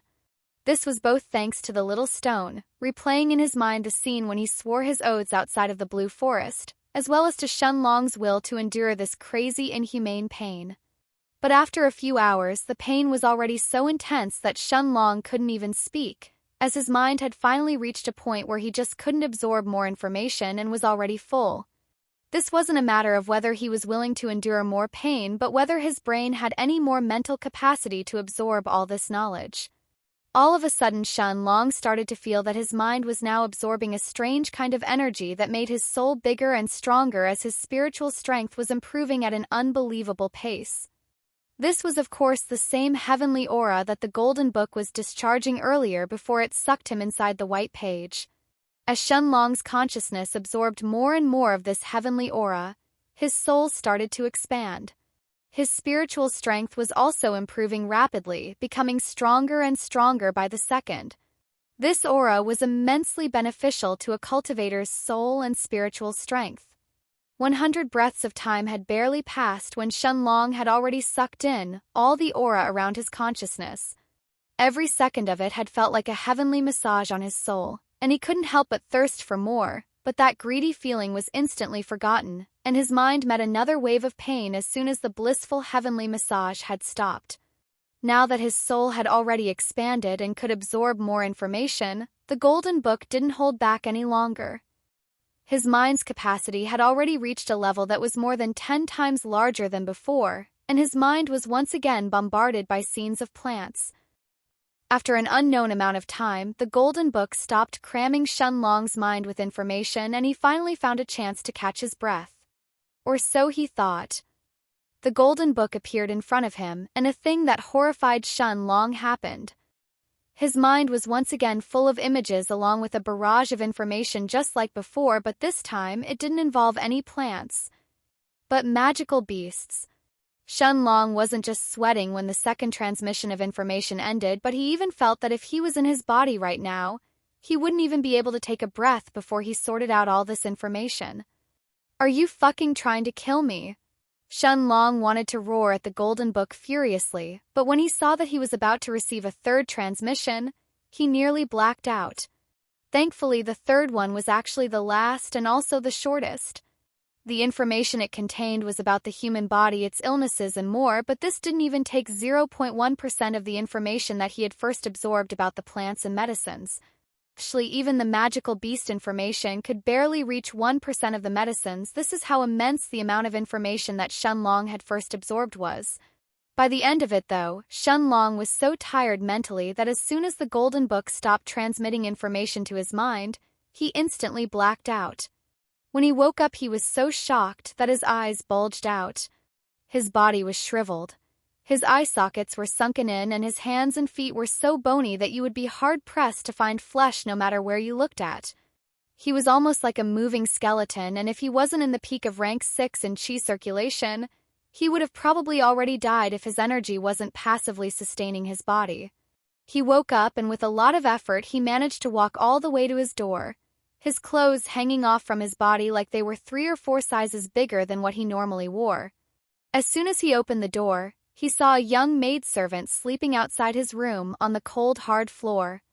Shun Long felt some pity for her and walked towards her to wake her up, when the maid just happened to open her eyes. "Hey!" she screamed as she rolled a few meters on the ground before slowly standing up, her robe now full of dirt. "Why, you young master?" she asked stutteringly as she noticed Shun Long's previously handsome but now shriveled face, with his cheeks practically sunken in. Shun Long frowned while watching the maid's antics, seemingly unaware of his own horrible appearance as he ordered, "Prepare for me a huge meal, I am starving." He then walked with difficulty towards the dining hall. It was already the middle of the night, but the chefs were still awake, and in less than 30 minutes they had already prepared a huge meal, which Shun Long ended up wolfing down in less than 10 minutes. The chefs then had no choice but to keep preparing more as their young master wasn't even close to being full, but they barely managed to get in the new plates of food before Shun Long had completely devoured the previous ones. In the end, it couldn't even be called a meal but an all-you-can-eat buffet, as 6 chefs were working to satisfy the appetite of their famished young lord. Even Shun Fong and Shun An were startled by the commotion their son had caused, but as they saw his shriveled body, which was slowly regaining its original appearance as he ate more and more food, they decided to stay silent. All questions could be answered after Shun Long had filled his stomach. Shun Long hadn't even noticed that his parents had arrived in the hall and only stopped eating when he had eaten enough food for 100 people to fill their stomachs. Then Shun Fong arrived and sat down by his side as he asked, "What have you been doing in the past 25 days? "What?" Shun Long couldn't believe that he had spent a whole 25 days digesting the information from the Golden Book. But when he thought about it, it made sense, especially with the amount of information that his head was filled with right now. Right now, Shun Long probably knew everything about every single medicinal ingredient that existed in this world.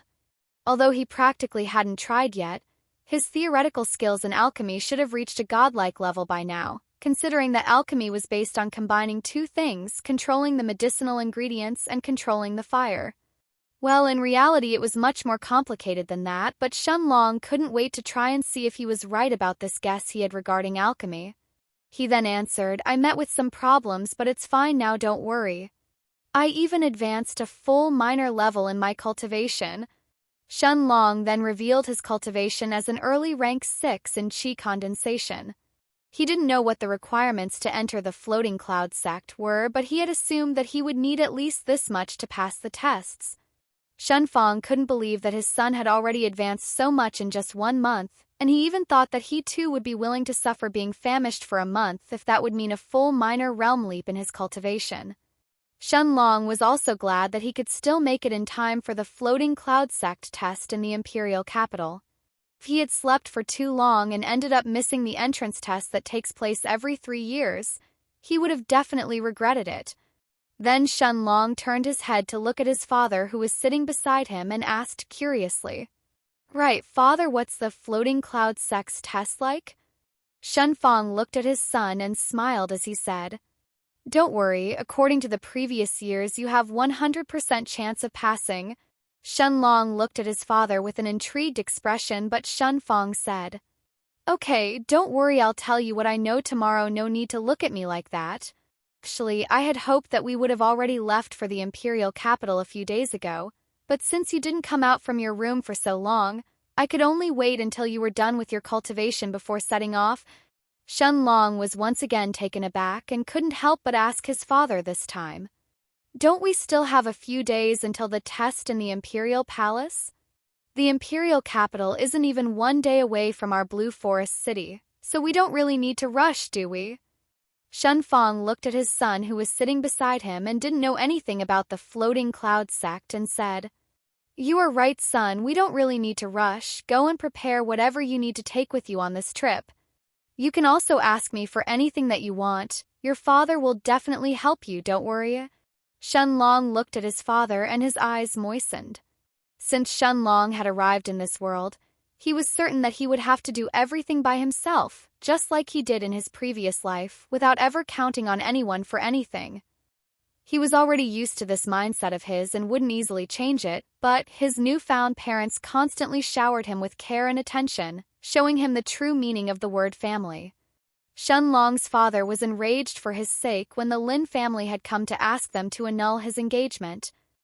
His mother had him constantly on her mind, sending maidservants to send him food and having them report back to her her son's condition and if he had asked or needed anything else. Even a few moments ago, when the maidservant responsible for watching Shun Long's room came and informed them that the young master was now all bones, Shun Long's parents instantly rushed to the dining hall in the middle of the night, worried about their son. And when they finally confirmed that he was now recovering through eating massive amounts of meat and drinking more than a gallon of water in one go, they didn't even ask him any questions about what had happened to him. They were just glad that he was fine. To most people, this may seem how parents should act for their children, but to Shun Long, who had never felt familial love before, these actions were invaluable to him. A feeling of warmth spread inside him, as Shun Long watched his parents moving to their courtyard, while he decided to return and cultivate in his room instead. Breaking through a cultivation barrier wasn't easy, and Shun Long finally noticed the problem that was holding him back all this time, and he couldn't break through the 7th rank of Qi circulation. Every rank of Qi circulation needed Shun Long to condense 3 balls of Qi for each level respectively of early, middle and peak, for a total of 9 levels in each rank according to the requirements of the Monarch's Hourglass. Shun Long right now was at the peak of the 6th rank, which meant that he had already created and condensed 54 balls of Qi above his head. Although it was harder to push in every single ball of Qi that came after the previous one, it still shouldn't have been this hard, yet every time he created one ball just like he had done in the previous levels, he would fail to push it inside and its Qi would eventually dissipate into thin air. But this time Shun Long decided that if the balls of Qi didn't have enough power, then he would imbue even more Qi inside them while creating them. And this random guess of his had left him speechless when he tested it. Shun Long noticed that the balls of Qi that would previously be easily filled until they were saturated and couldn't hold any more Qi inside them, were now turned into starved animals that needed more and more Qi to fill themselves. Finally, after 3 hours, Shun Long had managed to condense a new full-powered chi condensation ball, and he slowly pushed it in the space above his head. Finally, after 2 more hours of bitterly trying, a 55th ball of chi had appeared in the space where the rest of his chi balls were. More than 5 hours had already passed and morning would soon arrive, but Shun Long wanted to try one more crazy thing, something that no one in the chi condensation had ever tried. I wonder if I can put even more energy in the balls of chi I had previously created and have them all reach the quality of this one, he said as he looked at the brightest chi ball he had created up until now, the 55th ball. When Shun Long had fought with the guards of the estate, he had already found out that even if the balls of chi exhausted all their energy, they wouldn't disappear. They would still remain in the place above his head, and when he entered a meditative state and circulated the monarch's hourglass, he would just need to refill them with the chi that he absorbed from the air. Shun Long decided to try out his hypothesis in the very first ball of chi he had condensed, and he was glad to find out that his energy did actually enter the ball as it slowly made it stronger. After 3 more hours, Shun Long, exhausted, went to sleep, yet he only slept for 2 hours before his father came to wake him up. It was finally time to leave the Blue Forest City. Shun Long woke up and looked at his father and mother who had just barged into his room. Shun Fong looked at him with a smile on his face as he asked, "Are you ready?" Shun Long understood that they were leaving, and although he didn't know why his father was in such a rush to reach the Imperial City, he didn't question him for now as he took a deep breath and said, "Actually, I need an alchemist's cauldron, not too big in size so I can carry it with me, but the higher the grade the better." Shun Fong was a bit astonished. His son hadn't even started to cultivate for a year and he already wanted to study alchemy? That's like a toddler trying to run before they can walk. Shunan looked at her husband and said smilingly, You can finally get rid of that old thing." As soon as Shun Fong heard her words, his eyes twitched. "Old thing? I spent more than a month refining that cauldron, you know." "Ah, forget it," he said as he personally went to fetch a bowl-sized cauldron. As soon as Shun Long's eyes met the cauldron that Shun Fong was holding in his arms, he instantly understood, although he was neither an alchemist yet nor a formation master, that this small cauldron was extraordinary. It was emitting some small fluctuations without even being activated yet, so who knew how strong the formations engraved inside it actually were? Shun Fong saw the look in his son's eyes, and with pride he puffed out his chest as he looked at his wife and gave her a smug look.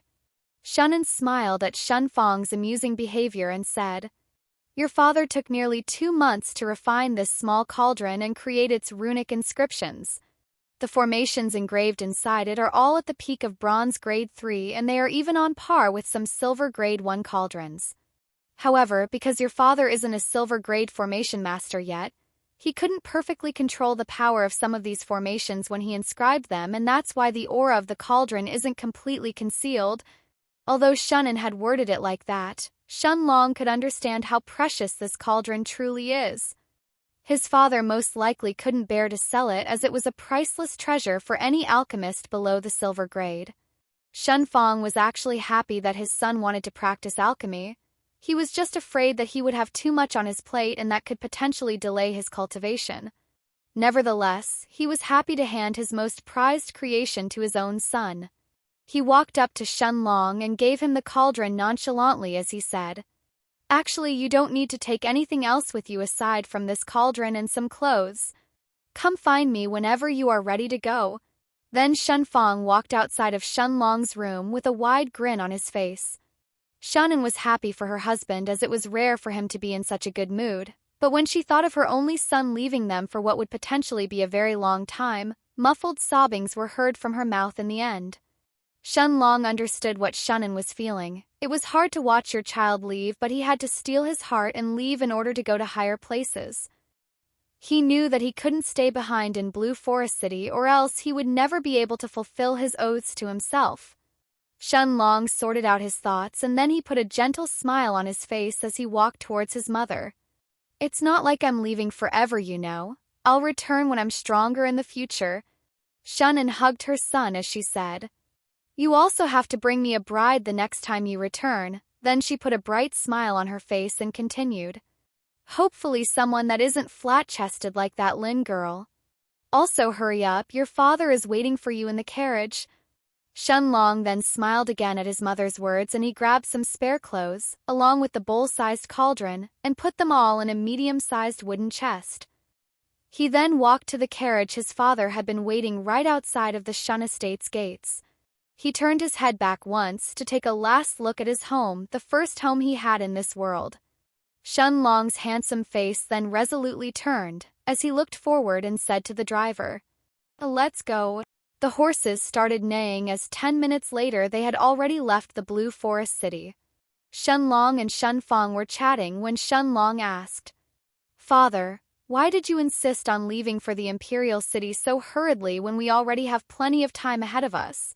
Shun Fong looked at his son and said, "Do you know what the floating cloud sex test is like?" This question left Shun Long a bit stumped, who eventually shook his head. Shun Fong continued and said, "Actually, the test itself is really simple. As long as you are below 20 years of age and at the peak of the middle level of qi condensation, then you can definitely pass. You are already an early rank 6 qi condensation cultivator, which means you are at the peak of the middle level, so you don't have to worry about the test. What you should be worried about should be what comes after the test." "What do you mean?" Shun Long asked puzzledly. "I myself don't know too many details about the floating cloud sect, but I have heard one important thing. The more connections you make before reaching the sect, the more beneficial it will be for you. Actually, I heard that Lu Wen, Alchemist Master Lu from our Blue Forest City, will also participate in the test to enter the floating cloud sect this time. However, the test he will be taking requires someone to be at the peak of the early stages of the Earth grade and to be below 30 years of age. As for why the need to build connections before reaching the sect, even your father doesn't know that. My guess is that you will find out once you finally reach the floating cloud sect. Shun Long and Shun Fong's journey went as expected, and in just half a day they could see it clearly in the distance. They had finally arrived at the Imperial City. The outline of the Imperial City was slowly getting bigger in their eyes as the carriage was slowly getting closer and closer. After 3 more hours they had arrived in front of the gates, and Shun Long could see that the city gates and the walls were even higher than the Blue Forest City's walls. There were guards standing on the front collecting a fee from everyone who wished to enter. Each person needed to pay 1 gold coin, while each carriage had to pay an extra 10. 1 gold coin could feed a family of 3 for half a year in the Imperial City, but this was a paltry amount to a formation master like Shun Fong. The driver paid the city guards, and as soon as Shun Long's group entered the Imperial City, Shun Long and Shun Fong left the carriage. "Go and book us 2 large courtyards in the Imperial Inn to spend the next 2 nights, Shun Fong ordered the driver, who bowed and left to go to the best inn of the city. The Imperial Inn was under the Imperial family. The prices in the inn were more than 10 times higher compared to any other inn in the Sky Fortune Kingdom, but their service and courtyards were the best in the entire kingdom. However, it wasn't just anyone that could enter the inn. Only people with status like Shun Fong and their families could spend their night here. Shun Long and Shun Fong spent their next 2 days touring the imperial capital since it was Shun Long's first time arriving here. They tasted the best foods and wines of every well-known restaurant in the city during the day, and Shun Long cultivated during the night. His focus was on refining the already created chi balls and bringing their quality on par with the 55th ball he had created. It was a process that required a lot of sweat and effort, but in these 2 nights Shun Long had further refined 6 more balls of qi. His cultivation didn't advance with this, but his strength was advancing really fast. Shun Long estimated that when he finished refining all the balls of qi and entered the 7th rank of qi circulation, he could probably even beat a middle stage rank 9 qi cultivator. The morning came as the sun slowly rose from the east and revealed a city that was bustling since very early in the morning. The guards were on tight alert around the perimeter of the palace. Commoners and nobles alike would all have to wait outside today, as special guests from a famous sect had arrived for a selection test to choose outer disciples for their sect. Only the young people who met their listed qualifications were allowed to enter the imperial palace today. Shun Fong and Shun Long arrived in front of the entrance of the imperial palace, where a guard stopped them and said, "Unless you are participating in the selection process, entry in the imperial palace is forbidden." It looked like he had already said that line more than 100 times today. Shun Long ignored the guard and turned to face Shun Fong as he said, "Father, I'm going." Shun Fong's eyes were proud inside but also slightly red. "What are you waiting for? Just go," he said in an impatient tone that was trying to hide his embarrassment. Shun Long smiled as he turned around and walked towards the guard. Then he revealed his aura of a middle-rank 6 chi condensation as he ordered the guard. "I'm here for the selection test of the floating cloud sect, lead the way." The guard was astonished and a bit angry at the same time that a kid dared to be rude to him, an imperial guard, especially a kid with a much lower cultivation than him when he himself was at the early rank 9 of chi condensation. But he couldn't do anything about it. The orders were that anyone who wished to participate in the selection process and met the requirements of the floating cloud sect had to be brought to the palace hall. The guard brought Shun Long inside the palace, and from there, through a mass of complicated corridors, they went straight to the palace hall. On the way, Shun Long could see plenty of other guards, making it obvious that the security was very tight today. There were even a few Earth-grade guards that were holding their positions when they headed deeper inside the palace. When Shun Long and the guard finally reached the end of the corridor, the guard said in an impatient tone, "Here, at the end of this corridor, is the palace hall. I am not allowed inside, so I'm returning to my post." Shun Long ignored the guard for the second time today, who felt as if he had just swallowed a fly. "How is this kid so hateful?" he thought as he turned to return to his post. Shun Long arrived at the end of the corridor and pushed open the large door in front of him. 21 young men and women were in the room in front of Shun Long. The room was decorated with many jewels and stones, golden tables and luxurious chairs, along with many couches and sofas. When Shun Long entered, all the young men and women inside turned their eyes to look at him. Most of these people seemed younger than 20 years old, but there were also a few that seemed older than 20. Shun Long then heard a familiar voice speaking to him. "Wow, little brother Shun, I didn't think that we would meet here." A smiling young man dressed in white approached Shun Long. Shun Long's blue robes and his handsome face, along with the young man dressed in white, created a scene so dazzling that made all the young ladies in the room blush. Shun Long turned around and saw Lu Wen smiling at him.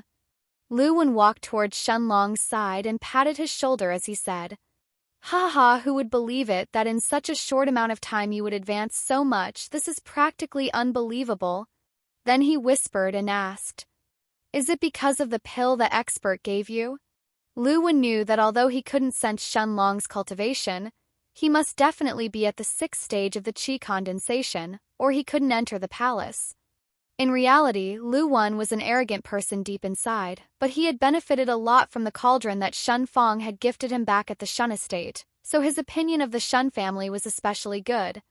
Lu Wen's mindset was actually extremely simple. "If you help me, then I treat you as a friend, but if you don't expect me to give you any face. After all, I'm a talented grade 2 alchemist." And that's why he was so warm towards Shun Long this time. Shun Long nodded at Lu Wen, and as they were both ready to find a place to sit, the voice of an unfamiliar man that was oozing hatred came from behind them. "So you are Shun Long?" Shun Long and Lu Wen turned around only to see a relatively handsome young man in red clothes walking towards them.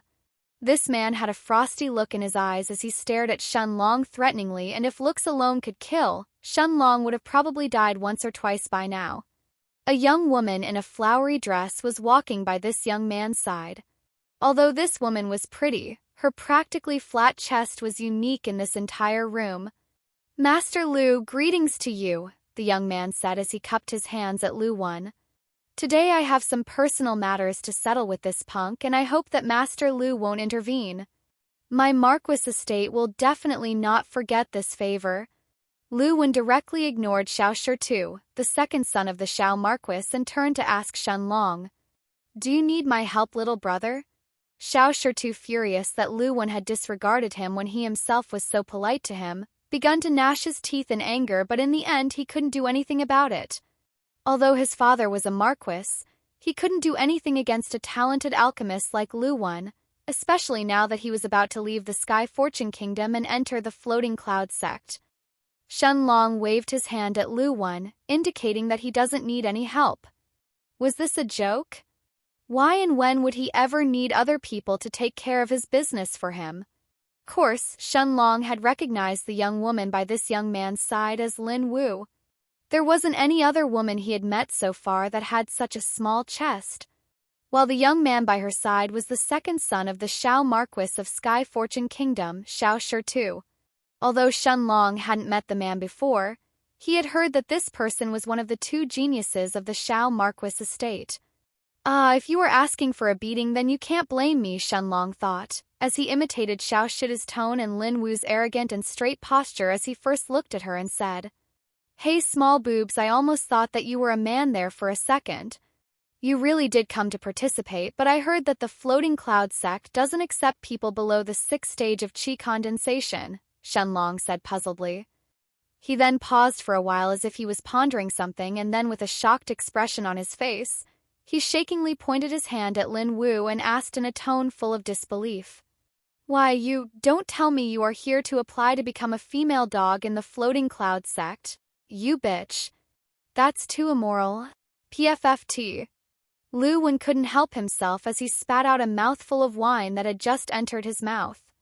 The rest of the people inside the hall who had heard this couldn't keep a straight face and hurriedly tried to suppress their laughter, leaving behind loud, muffled sounds. Most of these people already knew Shao Shi and didn't want to offend him over nothing, but that scene was just too comical for them. "Fuck you, Shun Long. I am already an early rank 6 cultivator, you are the female dog." Lin Wu shrieked at Shun Long. Of course Shun Long could tell that Lin Wu was already an early rank 6 cultivator.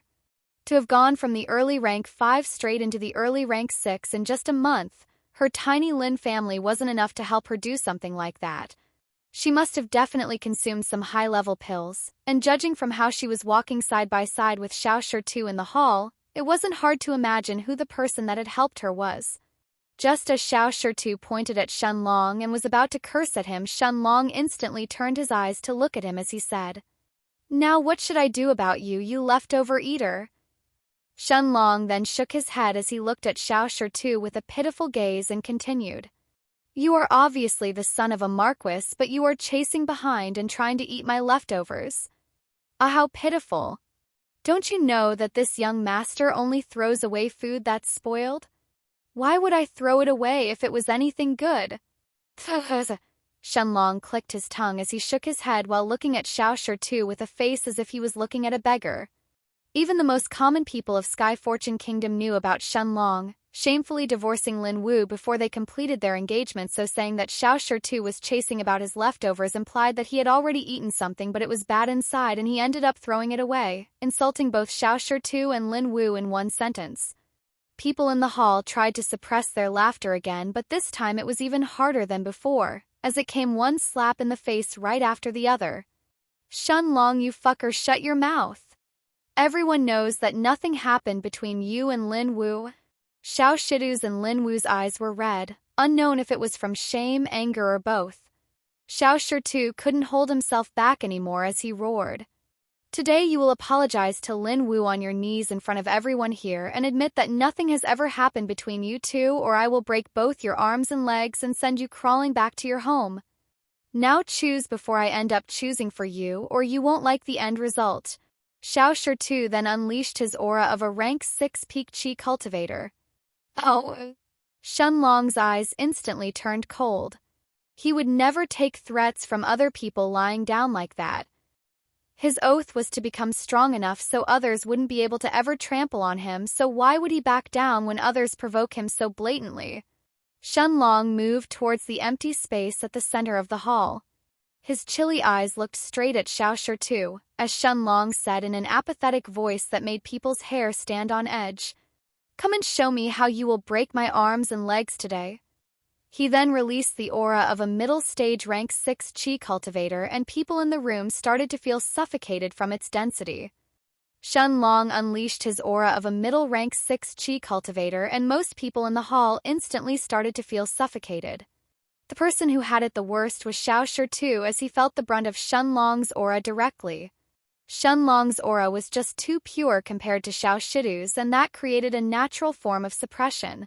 He had refined 8 out of his current 55 chi balls, which made the energy inside them even purer. But the most important thing that made his aura this terrifying was the hint of heavenly energy that he had absorbed from the Golden Book. Even the 3 people that were already in the Earth level, Luwen included, could sense this feeling of suppression, but they could easily resist this by circulating their chi inside them. Xiao too really hated Shun Long right now, but he hated himself even more for becoming afraid after sensing his opponent's aura. When Xiao too saw that his opponent was just a middle rank 6 while he was already a peak rank 6 chi cultivator himself, what he felt turned into rage and humiliation. He circulated all of his chi inside his body and burst it out of his body, forcefully removing that horrible feeling of suppression that was plaguing him. Xiao too laughed as he said, "Haha, Shun Long, is that all you have? In that case, prepare yourself, I will make yo." In an instant, everyone and everything in the room turned still. Only the 3 early Earth rank experts could move, but obviously much slower than before, and it was obvious that they had to expend quite a bit of their energy to do so. This was a technique that had appeared in Shun Long's mind 2 days ago when he had created the 55th ball of chi through the monarch's hourglass. This was the first time that Shun Long was testing this technique in a real battle, and as soon as he activated it, 2 words instantly appeared in his mind. Monarch's Domain. This name was truly accurate. As soon as Shun Long activated this technique, he could feel from inside him the transparent figure of an hourglass that only he himself could see, slowly expanding and covering the entire palace hall. Inside this invisible hourglass, time obeyed Shun Long. Imagine this technique just like when Shun Long creates the figure of the monarch's hourglass to cultivate, but this time instead of creating chi balls and putting them at the top part of the hourglass where he stored his energy, he actually drawed energy from his chi balls and used it to sustain the monarch's domain. This technique truly was godly, especially if it could even affect Earth rank cultivators while he himself was only a rank 6 chi condensation novice. However, Shun Long had just understood the huge drawback of this technique.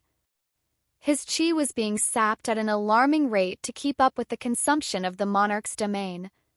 Shun Long estimated that he could only keep the technique active for 6 breaths of time since its activation before running out of strength. Shun Long didn't waste any time as he walked in front of a terrified Xiao too, whose face was still frozen in a laughing state. Shun Long raised his right hand and, ignoring the terror that sprung up inside Xiao's eyes, he brought it down in full force. Slap. His right hand directly collided with Xiao's left cheek, sending him tumbling on the floor. His mouth was now flowing with blood as his left cheek, and even his lips were suddenly swollen. This slap only contained Shun Long's physical strength, as he couldn't use any chi while maintaining the monarch's domain, or the technique would have collapsed before he even finished slapping Xiao too. Shun Long's hand stinged a bit from the force of this slap of his. Xiao too must really have a thick face, he thought. Shun Long stopped circulating the monarch's domain, and the people in the palace hall could move again, but everyone stayed silent, as if they were still under the effect of the monarch's domain. Such was their shock and dismay that nobody had yet recovered from their terror. The feeling of being unable to move was truly daunting. "I don't like threats, and I do not know how to bow my head to anyone or anything. You can't force me to do something I don't want to do, even if you were stronger than me, let alone you, who is so much weaker in comparison that you were sent rolling on the floor with a single slap." The room was so silent that his voice echoed through the hall. Shun Long looked at Xiao too disdainfully as he continued. "Do not think for a second that I'm kind-hearted or that I won't dare to break your arms and legs just because your father is a marquis. You are simply not worthy of me putting my spot in the floating cloud sect at risk to deal with you." Shun Long's voice was placid but firm, when his tone changed all of a sudden and abruptly became chilly as he said, "However, if you dare to provoke me again, then you can only dream of getting away with just a single slap at that time." Everyone in the hall was stupefied by Shun Long's astonishing display of dominance. Even the 3 Earth rank cultivators were unwilling to offend him after this display of power. Although they could probably beat him now, why would they offend a monster like Shun Long for someone like Xiao too, whom they had no relationship with? Unexpectedly, the first one to react after Shun Long had finished speaking and turned away was Lin Wu, who rushed to Xiao's side to support him. She knew that if she lost his support, there was no way she could live a good life in the floating cloud sect. All of a sudden the main doors of the palace hall opened, and an old man with black clothes along with 2 young men and 1 young woman dressed in yellow arrived at the hall, all with the same insignia on their chests. Behind them was the crown prince of the Sky Fortune Kingdom, who bowed flatteringly to the old man leading the group and said as he gestured towards the palace hall, "Senior Lu, these are the young men and women from my Sky Fortune Kingdom who passed your requirements and wish to join the Floating Cloud sect." Nobody dared to talk in front of Senior Lu, whose gaze swept everyone inside the hall. Everyone inside the hall had stood up. Nobody dared to remain sitting in front of this senior from the Floating Cloud sect. Senior Lu's gaze planted itself on Lu Wen, who showed a rare smile as he took a step forward and bowed as he said, "Greetings, Uncle Teng." Senior Lu's real name was Lu Cheng, and from the looks of things he probably had a close relationship with Lu Wen, or else Lu Wen wouldn't have called him uncle. Lu Cheng walked into the hall and he patted Lu Wen's shoulder as he said, "Good kid, it's time for you to return home." Everyone around them was stunned, but the most stunned of them all were the 3 disciples that followed Lu Cheng. They didn't understand how Lu Cheng could have an acquaintance in such a backward place like the Sky Fortune Kingdom. The 3 of them were all outer disciples of the Floating Cloud sect, and as they traded some stealthy glances between them, it was the young woman who respectfully walked up and cautiously asked, "Elder Lu, you happen to know this young man from the Sky Fortune Kingdom?" Only now did the people in the hall understand that this Senior Lu was actually an elder in the Floating Cloud sect. Usually, outer court disciples didn't have the qualifications to freely speak to elders of the sect, especially like this when this woman directly asked Elder Lu about his relationship with this young man. But since they could all see that Elder Lu was feeling very happy after meeting Lu Wen, the 3 disciples couldn't help but ask. Elder Lu then proudly puffed his chest as he said to them, "Haha, this is my Lu Cheng's nephew Lu Wen." Elder Lu's words were spoken proudly, but the 3 disciples following behind him were even more shocked as this young man seemed to have a direct blood relation with Elder Lu. They quickly walked forward while cupping their hands and slightly bowing as they said, "Greetings, senior brother Lu." Lu Wen nodded his head at them and then said to Lu Cheng, "Uncle, this is a talented brother I am very fond of. His name is Shun Long." As Lu Wen introduced Shun Long to Elder Lu, Lu Cheng couldn't help himself but take a few more glances at the young man beside his nephew. He wasn't near the hall earlier, so he hadn't observed Shun Long's fight with Xiao Shi, or he would have already started paying attention to him even without Lu Wen's mention. Shun Long cupped his fist as he said, "Greetings, Elder Lu." Lu Cheng laughed as he patted Shun Long's shoulder and said, "Good kid. If you need anything when you enter the sect, you can directly come find me. Since Wanner has a good relationship with you, you don't have to be so polite with me." The faces of 3 people instantly sported different expressions when Elder Lu finished speaking. Xiao Shi and Lin Wu's faces instantly turned pale while the Crown Prince's face slowly turned green. Crown Prince already knew that there was a talented alchemist named Lu Wen in Blue Forest City, but he never paid any attention to the matter. If he knew that this alchemist had a relationship with an elder of the Floating Cloud sect, he would have definitely done everything he could to build a good relationship with him. But now it was already too late for that, as Lu Wen was already leaving the Sky Fortune Kingdom. Although Lu Cheng said that Shun Long could directly come and find him if he needed anything after they entered the Floating Cloud sect, Shun Long didn't really take it to heart. He knew that Lu Cheng was only acting cordial towards him because of Lu Wen, or else there was no way for Lu Cheng, who had never even met Shun Long before, to be so warm towards him. Shun Long himself wasn't planning to count on others' help to get a good and comfortable life in the Floating Cloud sect. Nevertheless, he still cupped his hands again at Elder Lu as he said, "Many thanks to Elder Lu." Elder Lu nodded and then turned his head, scanning the rest of the people in the hall almost as if he was inspecting them before saying, "To be honest with you all, your batch is average among the batches that enter the sect this year. There is no one among you who particularly stands out to me as a genius, so I guess you will all be at the bottom of the sect when you enter. But there is one important thing you need to know before entering the sect." Elder Lu's voice had been indifferent when he was talking, but it suddenly turned serious as he continued.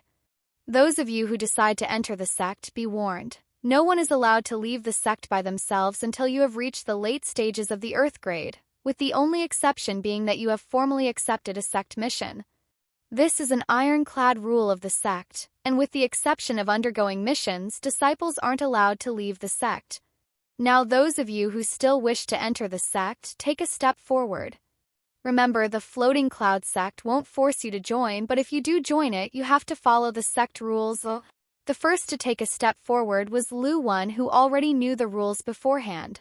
Surprisingly, almost at the same time as Lu Wan, Shun Long and Xiao Shi also took a step forward. In the end, all the disciples here took a step forward as they had all decided to join the floating cloud sect. Elder Lu faintly smiled as he nodded and said, "Good, then all of you can come outside the palace. It's time to leave." "Elder, how are we going to reach the floating cloud sect?" A young man with short spiky hair and a knife on his waist couldn't help asking the question that most people here were also pondering. After all, they had 24 people here and most of them had some kind of luggage with them. If you also counted Elder Lu and the 3 disciples with him, they were 28 people. How were they going to travel to the floating cloud sect? Elder Lu didn't answer, but the 3 disciples in yellow robes that had come along with Elder Lu all sniggered as they said, "Country bumpkin." The young man's face reddened, but when they arrived at the palace gardens, his mouth along with everyone else's that were in the palace hall before with him, were all wide open. A huge red bird over 20 meters, 66 feet, long was sleeping on the ground inside the palace gardens. Elder Lu ignored everyone's stunned gazes as he walked towards the huge bird and petted it gently on the head before saying, "This is our ride to the floating cloud sect. All of you get on."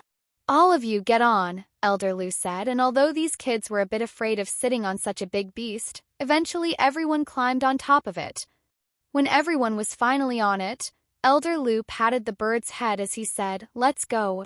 The bird's eyes snapped open as a terrifying pressure crushed on the people inside the royal palace of the Sky Fortune Kingdom. The bird then stretched open its giant wings of a wingspan more than 45 meters, 147 feet, and as it flapped them, strong gusts of air hit the ground and blew away everyone in its perimeter that had dared to stand underneath it. Elder Lu was standing atop the bird's head as he explained to these soon-to-be disciples of his sect. "This is a red-winged condor, a rank 3 magic beast. It can even fight head-on against a heaven-grade expert, so its power is truly terrifying." People sitting atop the condor were startled. A rank 3 magic beast? Nobody had ever seen one in the Sky Fortune Kingdom. Even if there was any, it was probably deep inside the Blue Forest if anywhere, but no one had ever seen it or at least lived to tell the tale of it. Condor didn't fly in a straight line but instead kept flying higher and higher. These kids had never reached such an altitude before in their lives, and most of them could feel their legs trembling atop the condor's back. Elder Lu looked at these kids and said, "All of you can be considered as outer sect disciples of my floating cloud sect now, so I guess I should tell you a few things. First of all, it is only now that you kids will enter the true cultivation world. Take a look at the scenery below you." Condor had already flown up so high that every person seated on its back had a panoramic view of the scene below them. When everyone looked down, they had noticed that the place they were looking at was so big and their altitude was so high that they couldn't even spot the Sky Fortune Kingdom anymore. Elder Lu then said, "Do you see this? There are over 170 kingdoms down there.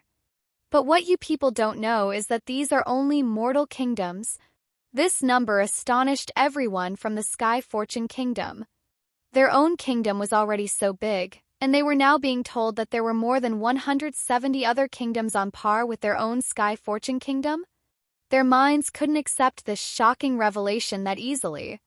"Elder, what do you mean by mortal kingdoms?" This time it was a short girl with an immature face and her hair fixed in a ponytail who asked this question.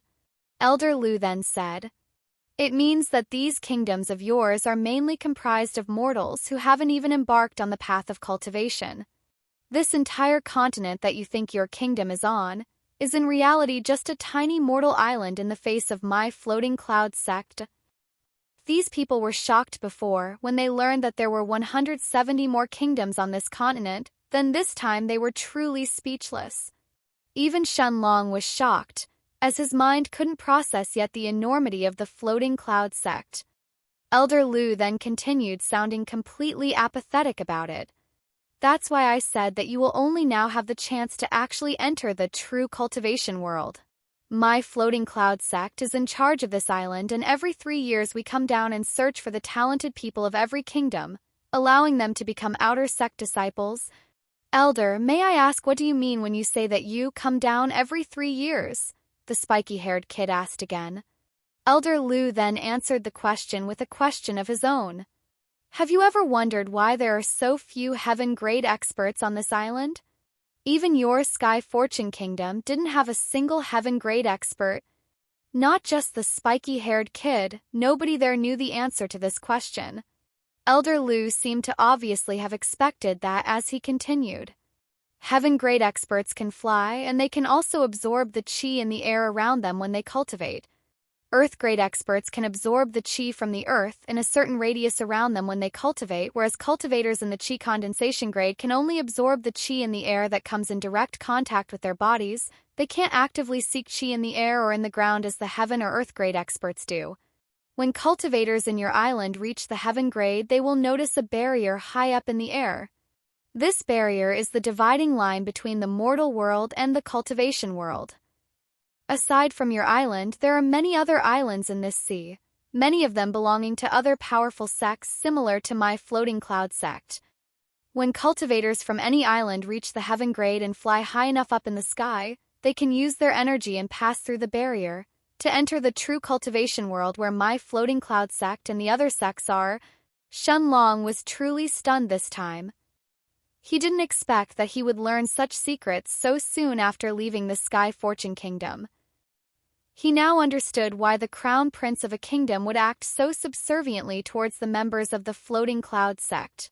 At the same time, Shun Long also rejoiced in his choice to leave the Sky Fortune Kingdom and enter the floating cloud sect. Shun Long had sworn to become strong enough to protect his own life, never allowing others to control him, but if he had chosen to stay in the Sky Fortune Kingdom, wouldn't that mean that he allowed the floating cloud sect to have absolute control over his life? If they could control the crown prince, then they could definitely control everyone else in the kingdom. The red-winged condor finally arrived at the place where the barrier was located in the sky. He stopped in front of it, and Elder Lu suddenly warned everyone. Prepare yourselves. Shun Long grabbed the condor's feathers tightly as he could sense it gathering its energy. A few breaths later, the red-winged condor's wings were shining brightly with a red light as it exploded forth with an astonishing amount of speed, instantly piercing the barrier.